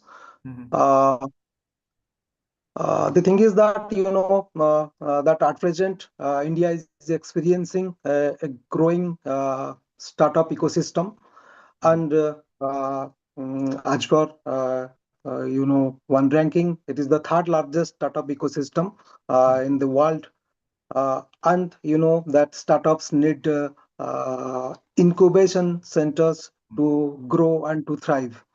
Okay, so and at the early stage of startups, they need funding, and that is the major reason. The lack Because of lack of funding, they fail to grow and they fail to start up. Okay, so funding is very critical for them, and at the same time, we have experienced that CSR ecosystem is growing and evolving too. Uh, as per the India is the only country where CSR has been legally mandated, and now it has crossed a decade, and the agenda of CSR is getting changed day by day. It is evolving. Uh, Now CSR wants to be seeks to be transformative. Through strategic implementation, it seeks to go beyond the traditional projects. It needs to create value for the society, and by addressing the challenge, the social challenge, the economic challenge, and environmental challenge, we localize the regions facing. So now is the time when the startups need the support of CSR funding, and CSR seeks to be more visible by being innovative, being inclusive, and being sustainable. Okay, so this is there is a great scope for them. Okay, to join their hands together. Okay. I mean, that's a great thing, sir. Because it's very simple to say that we have corporates in this country who make a lot of money, and we have individuals, we have corporates that are looking to support that ecosystem. But there's always a structure around it, which makes it very inaccessible for incubation centers and startups to approach that structure. Now, the models that CSR organizations have been able to use is to identify incubation centers, work in close collaboration with them, and then funnel the funds either through the incubation center to the startup or just to the incubation center for additional services and support that they can provide to the startups. Uh, HDFC Bank has done something good on that. So Niranjan ji, I'd like a two-liner comment on that. You have been able to create a model around the ecosystem, the startup ecosystem, where incubation centers work very in close collaborations. And this is something that we've seen with most of the banks now, right? Not just the HDFC, but I'm sure SBI has something similar, IDFC has something similar, Axis has something similar. So models are being created where the banking ecosystem has somewhat collaborated with the incubation center sites in order to actually facilitate more grassroots support via the incubation centers, right? So how does one incubation center approach you, and how does your model work? How do you, from your CSR perspective, evaluate the incubation centers and organization? All right, thanks. Thanks, Dr. Sahil and Hiral and the team for inviting me here. I'm part of venture investments team within HDFC Bank, and we manage a very small corpus of or a large corpus of HDFC Bank's Parivartan, which is a CSR arm of HDFC Bank. We have been able to support over 130 incubators so far in last 7-8 years. 500 startups benefited out of more than 500 startups benefited out of this initiative. Most of them are into social impact sector. Of course, the CSR norms and the structure that we have created is more aligned towards social impact. But in the process, we have been able to work with, you can say maybe when we have covered 135, you can imagine number of the partners that we have engaged and the understanding of how they function and what sort of abilities that each of them bring on table, and not just from tier 1 cities, tier 2, tier 3 cities, are different, and it was an amazing experience for us. For us as a bank, it's a very natural alignment working with any incubation center, academic institution, or maybe startup ecosystem. While I have seen that every other corporate would also look at incubators in the same way. The primarily one is they are ecosystem builders. They have good access to local network startups, and overall ecosystem that they are evangelizing in the particular sector that they are in. And second, of course, the best startups that we want to look at, work with, fund, invest, or work with as a financial institution. Or startups need sort of very small things. For example, a company from Pune, and which we funded through grants, called up some random day, tells us, okay, there is an issue in wiring of the international funds. And very technical things, very small technical things that they were not aware. We helped them to sort of sort it out and all those things. Those are typical banking services. Beyond that, we as a financial institution, of course, we have the senior leaders who have experts in each of these sectors. For example, West management, we have done we are doing $4-5 million projects every year in country, and we are also spending some of the amounts for the social impact startups and all. We want that incubator to be a technical expert who is sort of managing that West management program, coming on board, helping startup, as well as being a bridge between government, because they're key stakeholder here, and then create a program in let's say a PPP mode or sort. That cross-functioning, that structuring, all those expertise we expect that each of these incubator can have or must have. Second, we have seen and out of 135, maybe 10% of the incubators are consistently working with us, to be very honest, and but not all. That's one of the things that you have to keep on conducting activities and keep on at least inviting.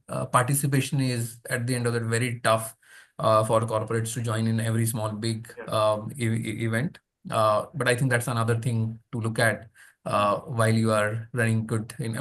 From our perspective, when an incubator approaches us, it's not just IIT or IISc based incubator.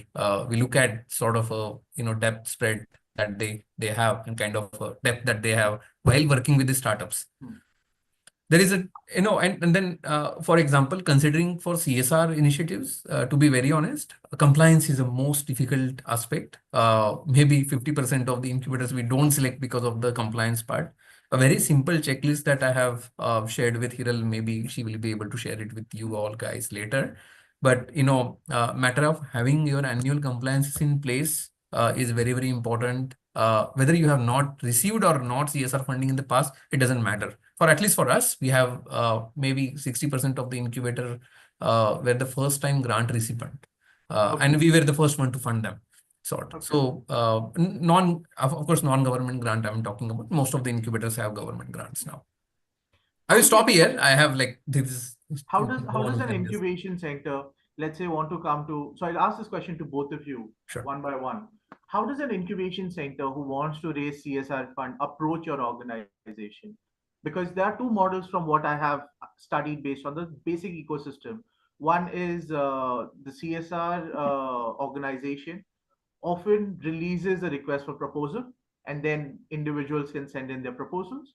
Alternatively is when people can directly approach the organization. Right?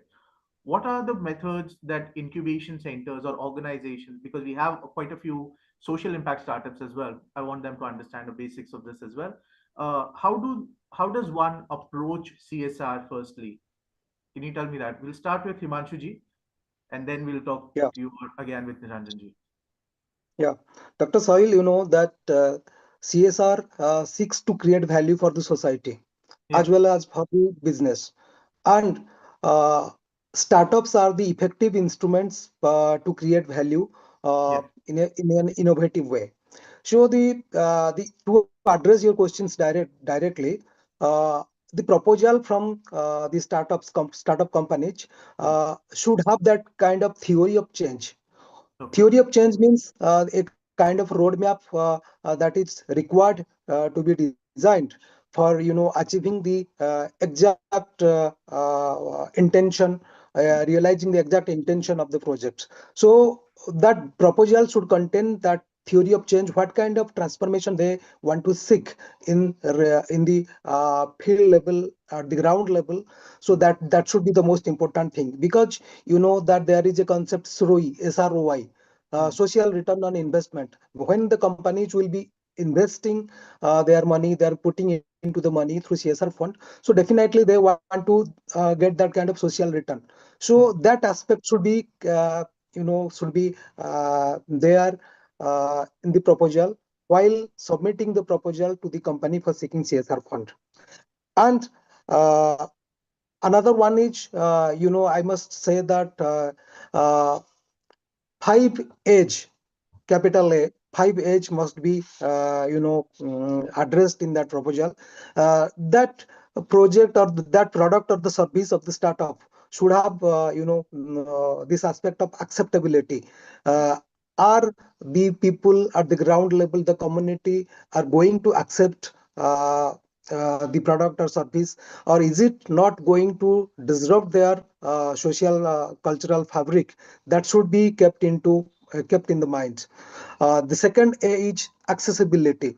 The people of the communities of all the sections of the communities, they should be capable enough to access to those products and the services, whatever it may be. And next, the third age, affordability. Because you know that CSR works for the people who are not into the mainstream of the society. So their affordability is not that much. So that should be kept in mind, that they should have that kind of affordability to get that facility. And the fourth age, adaptability, that they should adapt those products and the services into their lifestyle. And the third one is the fifth one is assimilation. Okay, across the society, into their social life, into their cultural fabric, that should be assimilated. So then all these 5 age should be put into practice and put into the proposal while submitting a proposal. I think that can get help in getting the proposal approved by the CSR board. Absolutely. Niranjan ji? So I think Panigrahi ji was like absolutely to the point, and most of the aspects of CSR he has covered. While we at bank, we are a fairly large corpus that we have, and number of institutions, incubators that we have engaged. From our experience, what has worked for incubators is maybe reaching out to us, proactively, and letting us know how they are functioning. Really works for us to understand the abilities of that incubator first. The RFPs will come, you have to apply, there is a process everyone needs to follow, and everyone does. But mostly the projects are being selected based on our understanding on whether that incubator is capable. And of course, there is a ranking on how the project is going to be beneficial, and all the points that Panigrahi ji has said kind of adds to it. While I have not seen that depth in any of the incubator proposals, it's highly necessary. Startups cover those part. Most of these startups have, social impacts. Startups know the social impact as such. But I think incubators sort of need to sort of create that kind of structure proposals to align with the CSR goals, policies of each of these institutions. And also, what matters is for us, it's horizontal. We are a financial institution, democratic, pan-India presence. While most of these CSRs are not, they have a very regional focus, or maybe a specific sector that they want to impact in and all. So you need to be very careful on how you are approaching them, what kind of a programs that you are creating, But most important aspect is how you are keeping your stakeholders informed about how how you are visible in the ecosystem. Most of the incubators I have met in conferences, most of them can find us out very easily. Local branches too. I mean, for us, because they can reach out to any local branch and just I can get a call and sort. For other corporates, might be little different, difficult. But anyway, there are very less CSRs working in the incubation ecosystem. It's not that difficult to reach out to them. Understood. Understood. There are two aspects of the entire conversation, right, that stands out. One is the compliance segment, right? Uh, Compliance is something that is just not followed in a country or the culture like India to that extent, where the documentation, the reporting, just maintaining a good balance sheet and then reporting it to the funders and so on, keeping them in the loop. That is something that I have not come across. I mean, I'm sure you guys see the other side of the picture, so I'd like a few words on that. So, how do you manage your own compliances right now? So, how do you manage the compliance of the NGOs or the Section 8 companies that you guys are working with? What are the documents that you normally look at, not just before financing them, but after financing them as well? And the second question that we will have after this one is on social impact. That is something that is being measured now. So there are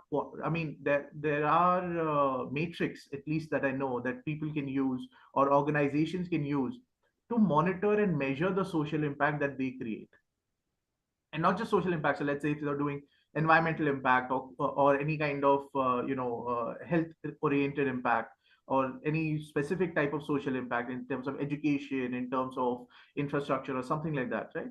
So there are matrix, there are models at least that can be used to implement these and monitor these on a regular basis. First, we're going to talk about the compliance part, and then we're going to talk about the measurement of social impact part and monitoring, regular monitoring of that, right? So, Himanshu ji, I'll start with you again. How do you manage the compliance of the NGOs that or Section 8 companies that first apply to you, and after you have accepted the request, so after you have accepted and released the funds to them, what are the compliances that you look for after releasing the funds, and how do you monitor it? Yeah, Dr. Sahil, you know that as per the Companies Act 2013, that became the rule in 2014. Okay, in section 135, there is a schedule 7. And in that schedule 7, there are the list of activities which can be taken up in the CSR projects. I mean the thematic areas. Yes. So thematic areas here, we can say that it covers everything, almost everything that a society requires for their community to live a dignified life. Yeah. Okay, so it is a overall development, overall welfare of the overall welfare of the society. So it can be healthcare, nutrition, it can be education. Okay, so it covers everything. But the thing is that it should be local specific. First thing is that you know that there is a clause, there is a point in the rule that 80%, 75 to 80% of the funds should be spent in that local area, in the operational area. Okay. So that is one point. So the proposal, I mean, this is one of the parts of the compliance. The proposal from the startup should have that impact on that local area. Okay, sir. Does that include the state, the district, or taluka? No, it varies. Suppose presently, at present, I'm looking after the CSR of one of the units of Hindustan Copper Limited. So it is I'm focusing in a block. Okay. Yes, it is 20 to 25 kilometers radius. Okay. It is mentioned, specifically mentioned, it is 20 to 20 kilometer radius. That means it covers a block or a tahsil. Okay. This is the first thing. Second thing is it should meet in the thematic areas. Okay, so that is not a big issue because whatever the startups do, they contribute towards the overall well-being of this humanities and the human beings, and as well as the environment. Okay, so another one is they should have that CSR1 certificate. Okay, be it a technology business incubator or any startup supporting entity, SSE, we can say. So either we can directly provide support, funding support to TBIs, technology business incubators, located in any and promoted by central government or state government or any other agency or any not for profit trust or Section 8 company, also registered in either in under Trust Act or Society Act. So we can directly provide to that SSC that promotes a startup. That's provide support to the startup. So in compliance part, these are the requirements. Okay. Okay. And how do you measure it? For example, after you've released the funds, right? So yes, on the compliance side of things, the certificates issuance is one thing, but how do you keep track of the fund utilization by, let's say, an incubation center and the impact that it creates afterwards? What about that one? Just basic at my compliance very after the funds have been released. yes. Actually, we have not in our company, we have not supported it so far to any startup. Okay. So, but the thing is that whatever my logic says that your proposal should contain beforehand while submitting the proposal that monitoring and evaluation aspect should be there. How the growth should be tracked, how things should be monitored, and what impact assessment should be there, how it should be done. Okay, so it should be there very much in that proposal.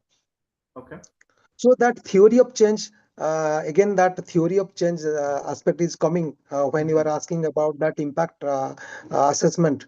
So the changes in their lives, the baseline, what is the baseline before intervention of the project and post intervention, post that successful intervention of that startup in that locality, what is the change in their lifestyle? That should be that can be independently assessed by any third party. Okay. Okay. Okay, so monitoring can be, concurrent monitoring and also after the project, and assessment, I mean, evaluation, impact assessment can be done just after 6 months, after 1 year, because once project is over, it takes time. That incubation also needs the project needs incubation itself. Yeah. Yeah. Absolutely. Niranjanji? Yeah, so I think again the most of the impact related aspects covered by Panigrahichi, and it's good that he's coming from the background where though they have not supported incubators, the aspects or maybe broader guidelines remain same. It doesn't change. We have supported so many, but one thing that I would like to highlight here is incubators are solely responsible for the overall compliance, monitoring, and evaluation, because they are the sort of implementing agencies in this case. Startups becomes the beneficiaries at the end of the day. But in our case, what we do is we also ensure that incubators further monitor the startups, and we expect them to ensure that they are on track and their deliverables are matched to the grants which have been allocated. One second, in terms of compliance at incubator end, I think it's not about filing. It's more about how the organization is structured, governance in place. A few red flags that we find out very early on during application process itself, we drop them. We drop those in incubators. For example, a slow response from the board, CEO and or maybe the incubation and the host institution challenges, and all sort of a small big matters. For example, the filings are not available in time, chartered accountants not filing it in right way. For example, there is a UDIN that is required for every filing document that you have in general. So we check every minute detail of that compliance while we onboard the incubator. Okay. For startups, we expect incubators to do the same.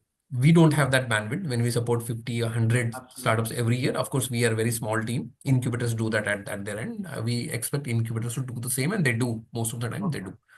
Coming back to the impact evaluation and monitoring, we do it in 2-3 ways. We have also appointed, first is we appointed some agencies who actually went and did some deep sticks and all for us. That's one. That's from our side. Second, we reached out to startups directly mid-year or sort of in specific intervals to figure out where they have reached. Third is incubator does it. I mean, it's part of the whole package when CSR comes to them that they have to report back every quarter that how that startup is performing and all. Now, setting up the milestones, achieving the impact. We have been, sort of selecting these startups based on certain thematic areas that are bank approved CSR goals बोलते हैं इसको. I mean, CSR approved thematic areas. You can find it on any for any corporate, you can find it on their portal. It's mandatory for them to display it on their website and all those who do CSRs in India. So those thematic areas we always follow, and most of the startups fall under those particular thematic areas. Startups present us the plans. We just don't rely. I mean, as a structure, what we have created is we also be part of those selection processes and ensure that the startups are being selected align with the social impact, and they present their plans, how they're going to utilize the fund 6 months, a year time, what kind of impact that they're going to make, and which is sort of adjusted as well, which is as well reported back to the incubators and to us. It's fairly simple process, not that difficult. Having said that, the depth of NGO non-profit impact assessment is not reached in startup impact assessment. Maybe largely because their primary goal is to run a business and not like the impact, and and maybe most of the startups don't have that kind of a monitoring and evaluation things in place. We have a dedicated team in bank which does that. They have these frameworks. We have worked on it so long, like we spent a lot of money on that to create those frameworks and all. But we have seen, it would take, I mean, ecosystem in India and social impact ecosystem in India, I think startups will take a little bit of time to reach there. Okay. What about tools? I think Himanshu G had some technical issue again. He'll join it. What about tools? Because there are a lot of tools that startups can use and incubation centers can use to just keep and maintain and monitor their social impact and environmental impact as well, right? True. I think most simplified version of social impact assessment is SDGs. Okay. And maybe like a typical very SDG very following. simple, and then once you start from there, you find out which SDGs you really fall under, and not like force fit. Really figure out where you are creating an impact, which sector, or it's on people, or it's planet, or on an ecosystem. You figure that out first. Map out a few impact areas. You can say, you are impacting farmers in XYZ, things. You are helping them to improve their income and all those things. And then start measuring it against your product, which is the most simplified way to start impact assessment. There are many ways. So basically, impact assessment cannot happen if the baseline is not set, like Panigraji said in the beginning itself. Okay, during the proposal itself, you should know how you are going to measure the impact. Now, in case of startups, I have not seen that happening very often, but the point is, I've seen startups mentioning SDGs on their website, but not in depth. So you go in depth of it, each SDG, and they simply set it up. Now there are frameworks. Okay. So there is GALI framework, GALI, Global Impact Assessment framework, IRIS. There are now ESG is popping up, and to be very honest, I think most of the leading startups like Swiggy, Zomato, looking at these ESG protocols very strictly. They you won't believe they are like trying to be carbon neutral and all. They will be faster than any other corporate in the country and all. So they buy the carbon credits for a reason to offset their emissions and all. So all these things I think are sort of becoming mainstream now. But I think for early stage company, you should not be worried about measuring it, or maybe putting together a very complex framework or something. You need to measure, of course, but against the business that you are in, very categorically specific to the impact areas. I mean, it could be, like I said, people or planet, how it is impacting, and how it is improving the lives and the planet as well. All those aspects. I mean, there's a question that pops into my mind every time I talk about have this conversation. ESG is such a critical part of corporate culture right now, right?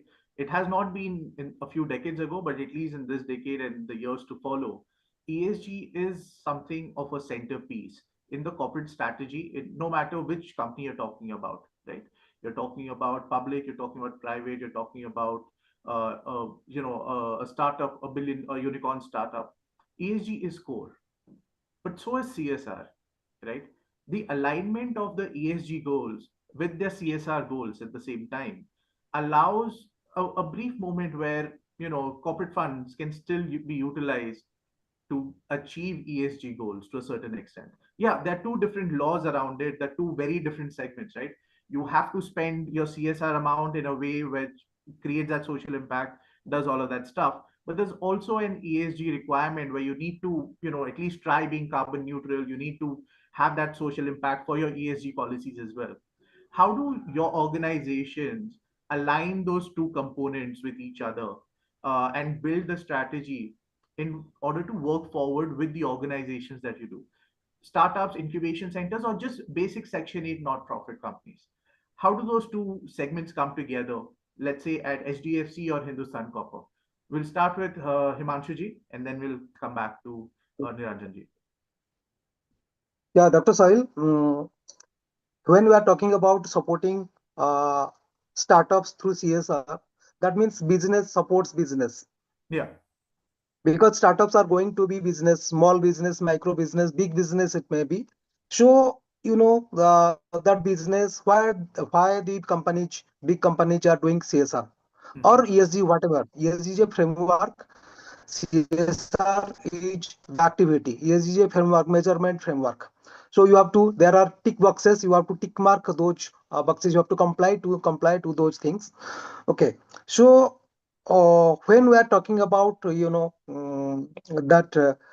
startups, so they should have their CSR. They should have their CSR plan and ESG plan also, so that they can join hands with the big company, join the supporting companies. How? Because they may be micro, they may be small, but the thing is that social relevance, social responsibility must be there from the very day you are thinking of establishing a startup. Okay. It starts with individual social responsibility. Any young entrepreneur who seeks to get CSR fund or seeks to establish a startup, okay, and go to the incubation center for the testing, so that must be there. It is definitely, it is so that, so I know impact on the society, on the communities, on the environment. It should be inbuilt. I'm talking about CSR and ESG. For us, there are two different things. CSR is the activity, and our company or most of the companies are doing CSR. Even CSR has not been legally mandated. So CSR is going on, and ESG has come up now. ESG is a framework, and CSR is a part of it. So my point here is that these startups who are who can be the big next big things in the coming decades, coming years. So they should have that element of CSR and ESG in their everyday operation. That it should be in their DNA. Niranjan ji, I kind of do agree with that, where the ESG is more of a framework and CSR has more well-defined rules at this point. But we also have sections of startup ecosystem, something like climate tech, right? Or not social impact. Let's talk about the sector that you mentioned earlier, waste management, right? Now in waste management, when I build a company, I can create a company that does social impact and climate impact at the same time, right? I know for a fact that SDFCs and other corporations also want to buy the carbon credit, which is a lifeline for climate tech startups, right? Why can't we build programs where, yeah, it can be a CSR program where you initially explore and like the Parivartan program where you provide the grants to the startups, or any other program in the future. But yeah, that program is supporting the social impact, But whatever climate impact that is generating, let's say the carbon credits it generates, or let's say the blue credit it generates, it can be purchased back from the ESG compliance point of view as well, because that is already a need for the corporate anyway.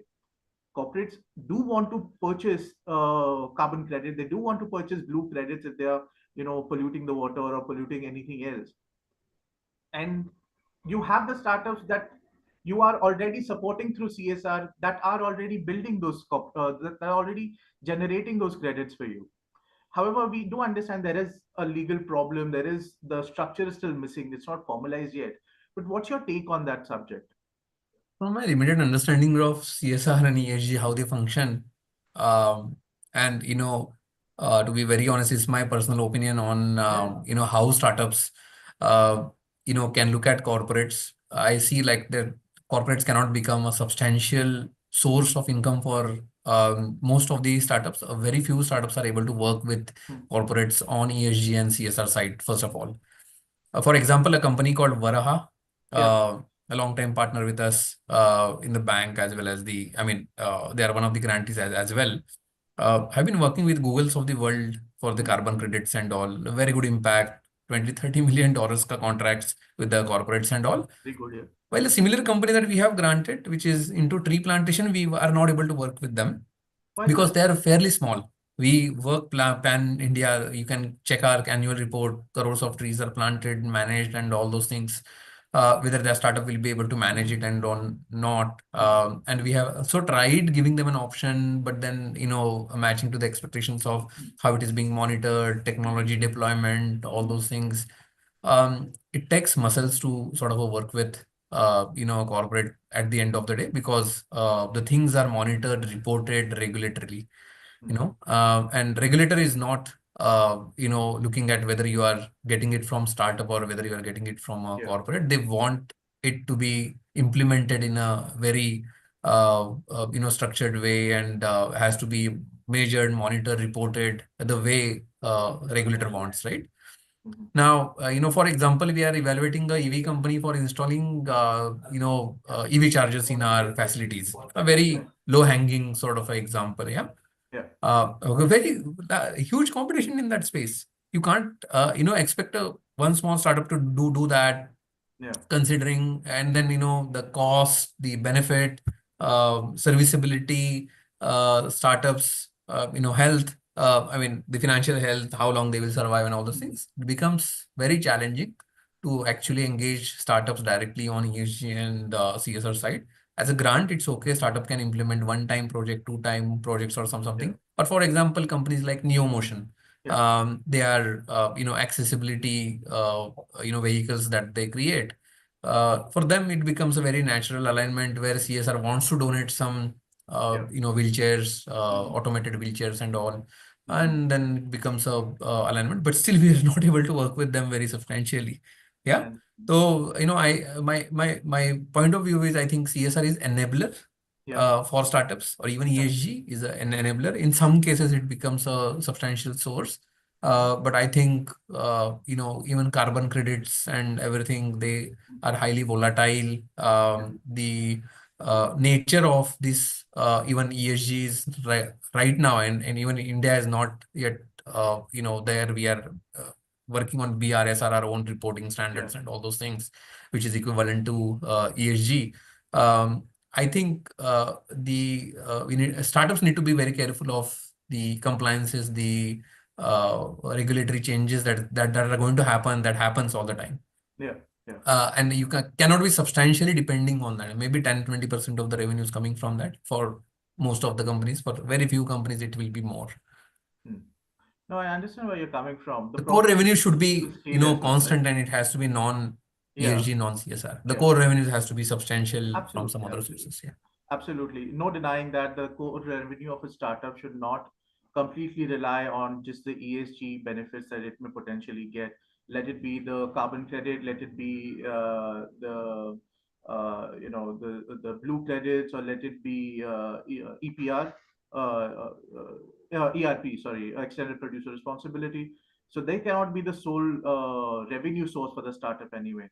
However, can incubation centers come as the brilliant service providers and mediate between the corporates and the startups in this domain? Because from what I Yeah. Some understand, of them do. Some of them do. yeah, They because do. from what I understand, what you just said, the problem is not that the startup cannot provide you with the stable carbon credit or something like that. It's also the scale of it, right? Your requirements are substantial compared to what a small startup can simply provide. A small startup's tea plantation drive, no matter after whatever grant that they receive from the CSR part, it's not going to create enough carbon credit to even make a dent.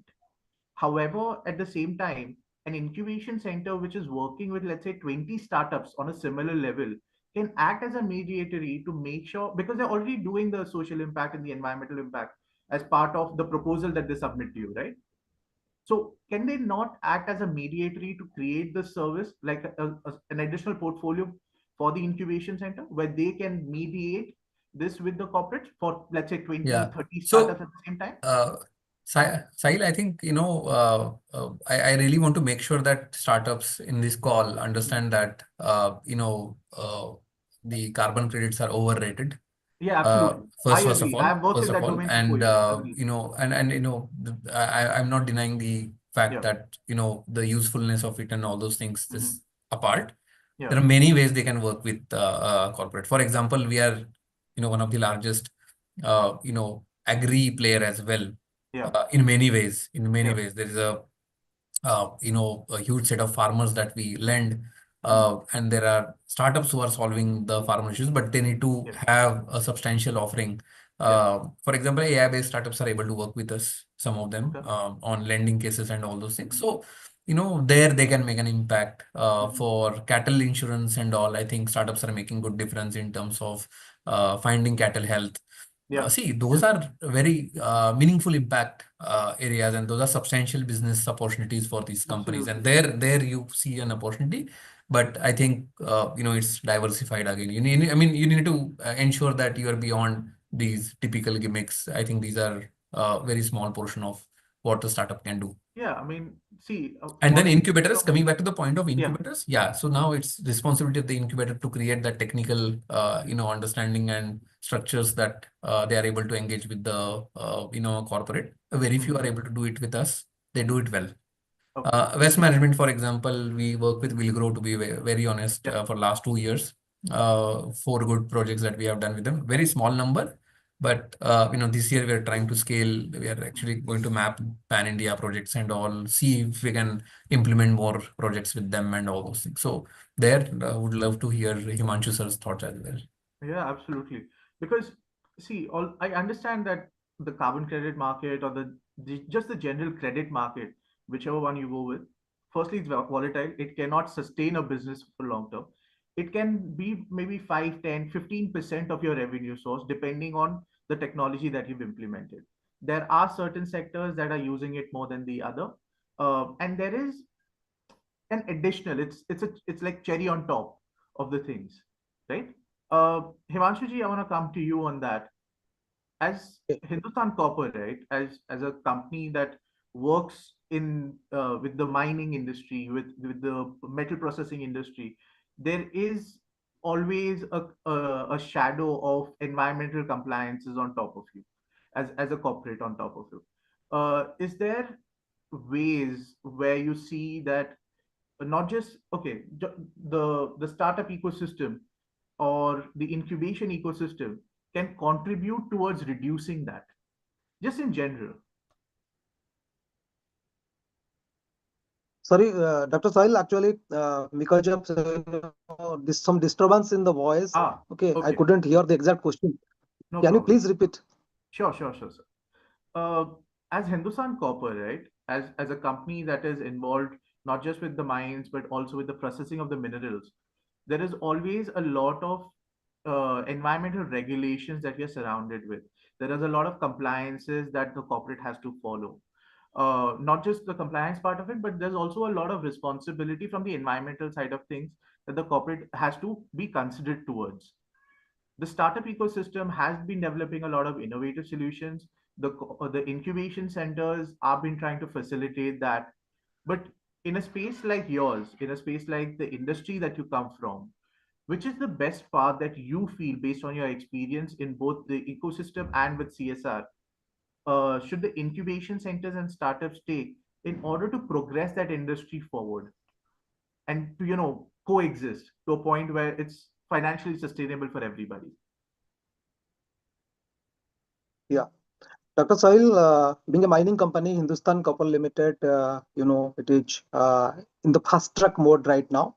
Yeah. So while our production and productivity is increasing over the years, post COVID, it is in the increasing trend. The thing is that when things are increasing, you are striving for more production. So definitely issues are there. Definitely issues will be Absolutely. there, and Absolutely. particularly relating to environment. Mhm. So definitely Hindustan Copper will welcome the startups who can provide their solutions to the environmental challenge that we face in our operational area. Not only environmental challenge, also social challenge. Okay, so in our communities, in our environment, surrounding environment, whatever best thing can happen, the startups can come up with, and though not from the CSR fund, even from the any other fund, there is environmental sustainable development unit, environmental management unit. So, and also you are talking about ESG. Okay. Yes. So in compliance to that ESG, so we can take up, or you can join hands with the startups. If the proposal becomes appealing, and we can initiate with pilot basis, okay, in a pilot phase, and gradually it can be upscaled. Thank you. Thank you so much, sir. I really hope, like the banking industry, we also see the other industries come into the startup ecosystem, run their programs, and allow the startup innovation to at least pilot with your segment of the industry. Although the cost of adoption is quite high over there, there is a lot of technology within the startup ecosystem that I really hope comes to some assistance to that. With this, I'd like to open the floor for question. I know we don't have, the speakers do not have a lot of time, so we'll keep it very brief. We'll not have more than 2 or 3 questions. Please, if anyone has a question, please raise your hands.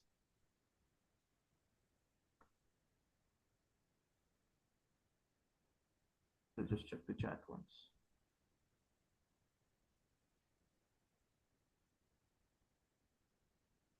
Okay.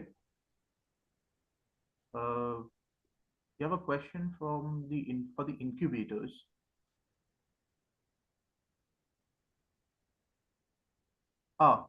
Mujli ji has raised his hand. Yes, Mujli ji. Yeah, hi Sahil. Hello, Thanks sir. for making this possible. Is it audible? Yes, yes, sir. You're audible. Okay. My question is for Himanshu also, and then hey, Himanshu is like, are you Yeah. also supporting incubators? Is something what is that? What I had through CSR, your CSR.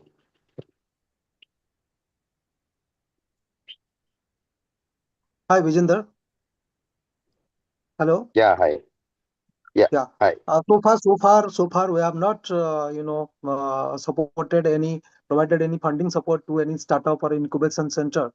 But now, just, answering to the previous question, I said that we are mm, growing up. So, and challenges are there, definitely relating to environment. Okay. So issues are there, air, soil issues are there.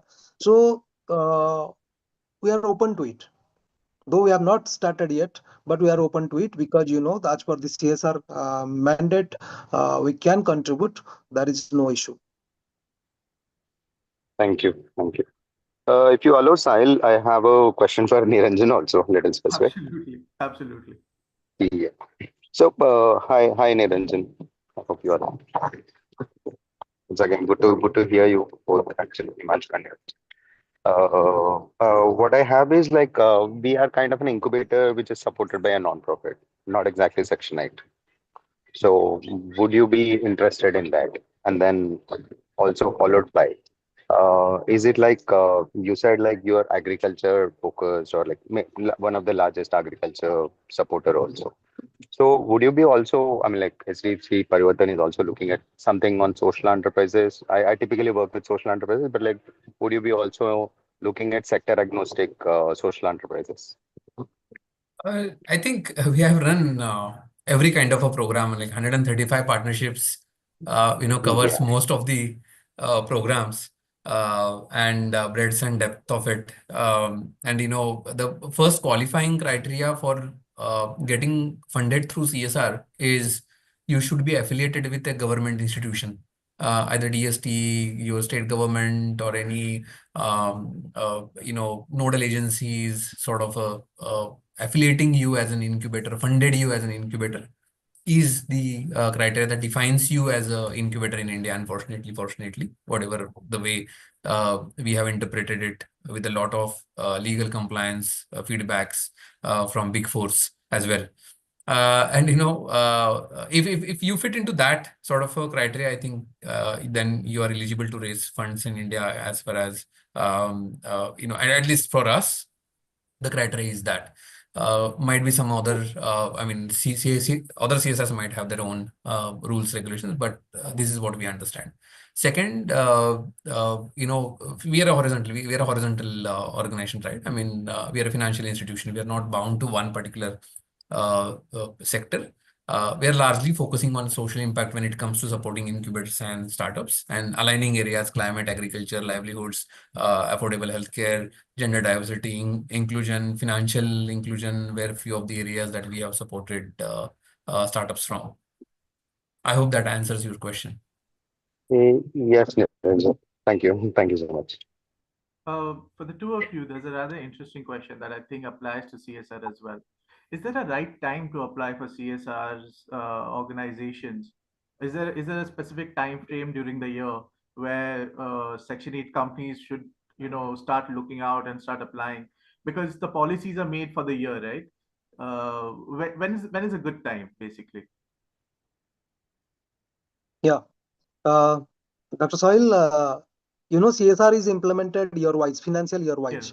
Yeah. So just, before the commencement of the financial year, okay, suppose from the April, we make the proposal for approval, recommendation by the CSR committee and approval by the company's board. We put it around in the month of March of the previous year.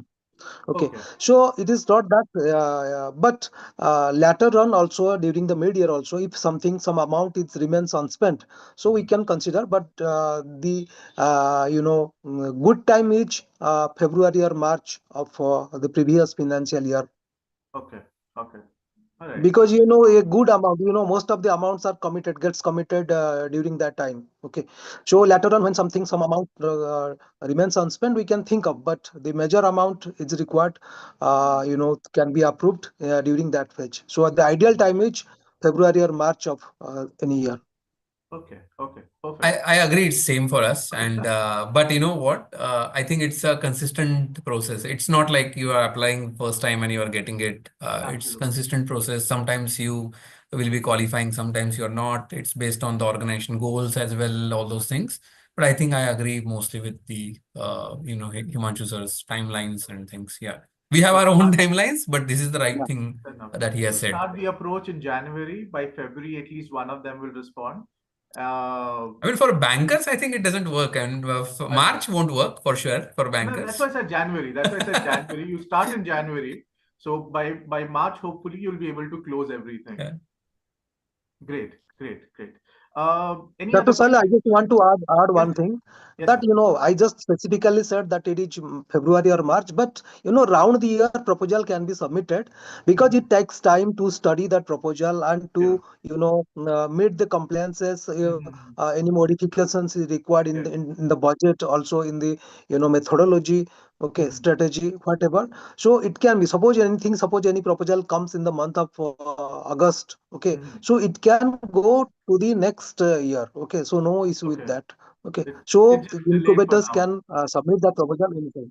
Yes. Okay, great. All right. So any other questions for the panelists today? I think there is a structure related question that I just saw. I'll just quickly, answer that, whether it's self-financing or something is, or maybe for the self-use of the institution. See, only IITs and some of the research institutions are privileged to do that in India, based on the, the CSR norms. Not all institutions are eligible to raise CSR funds and use it for startup related support or something. So there are three ways largely you can create a structure of the program. I just quickly would want to touch base on that. One is the startup support, wherein maybe most of the funding goes to startup for implementing their project, or maybe the product, building their product. A minor portion of the funding can remain with the incubator for capacity building of that startup. The expenses incur in that project, which is a typical accelerator or incubation model. The second could be a structured program. You are mobilizing the ecosystem, most of the stakeholders. For example, you pick sector like waste management, and you're creating a very substantial program where a lot of ground activities are involved. And then of course there is a startup, and then there is ecosystem building and capacity building part of it. The third, which we never did, is the capex support. For example, establishing a center or buying equipments or something. We haven't done that, to be very, very honest. But that's a route. That's a route we didn't do. We didn't do in our programs. We are very focused on startups. Any specific reason though? No, we are focused on startups. Our goal is to support social. So see, I mean, why we run this program at first place? Yeah. Incubators are funded by government, but there is a small push, from CSR can help them to survive one. But there is a huge gap in startup funding, in pre-Series A, or in the definition of how social impact, or maybe in investing work in startups. I think early stage grants sort of work with these companies to scale very fast and all. That's why we have to plug in. There is no other way that they can't get loan, they can't get investments very easily. Social impact companies, I think there we plug in, or maybe the fill the gap. That's our goal. Okay. Large. Okay. Fair enough. Makes sense. Well, any other questions? Because I want to wrap this up before 12:30. All right. I guess not. Thank you so much to both our speakers today.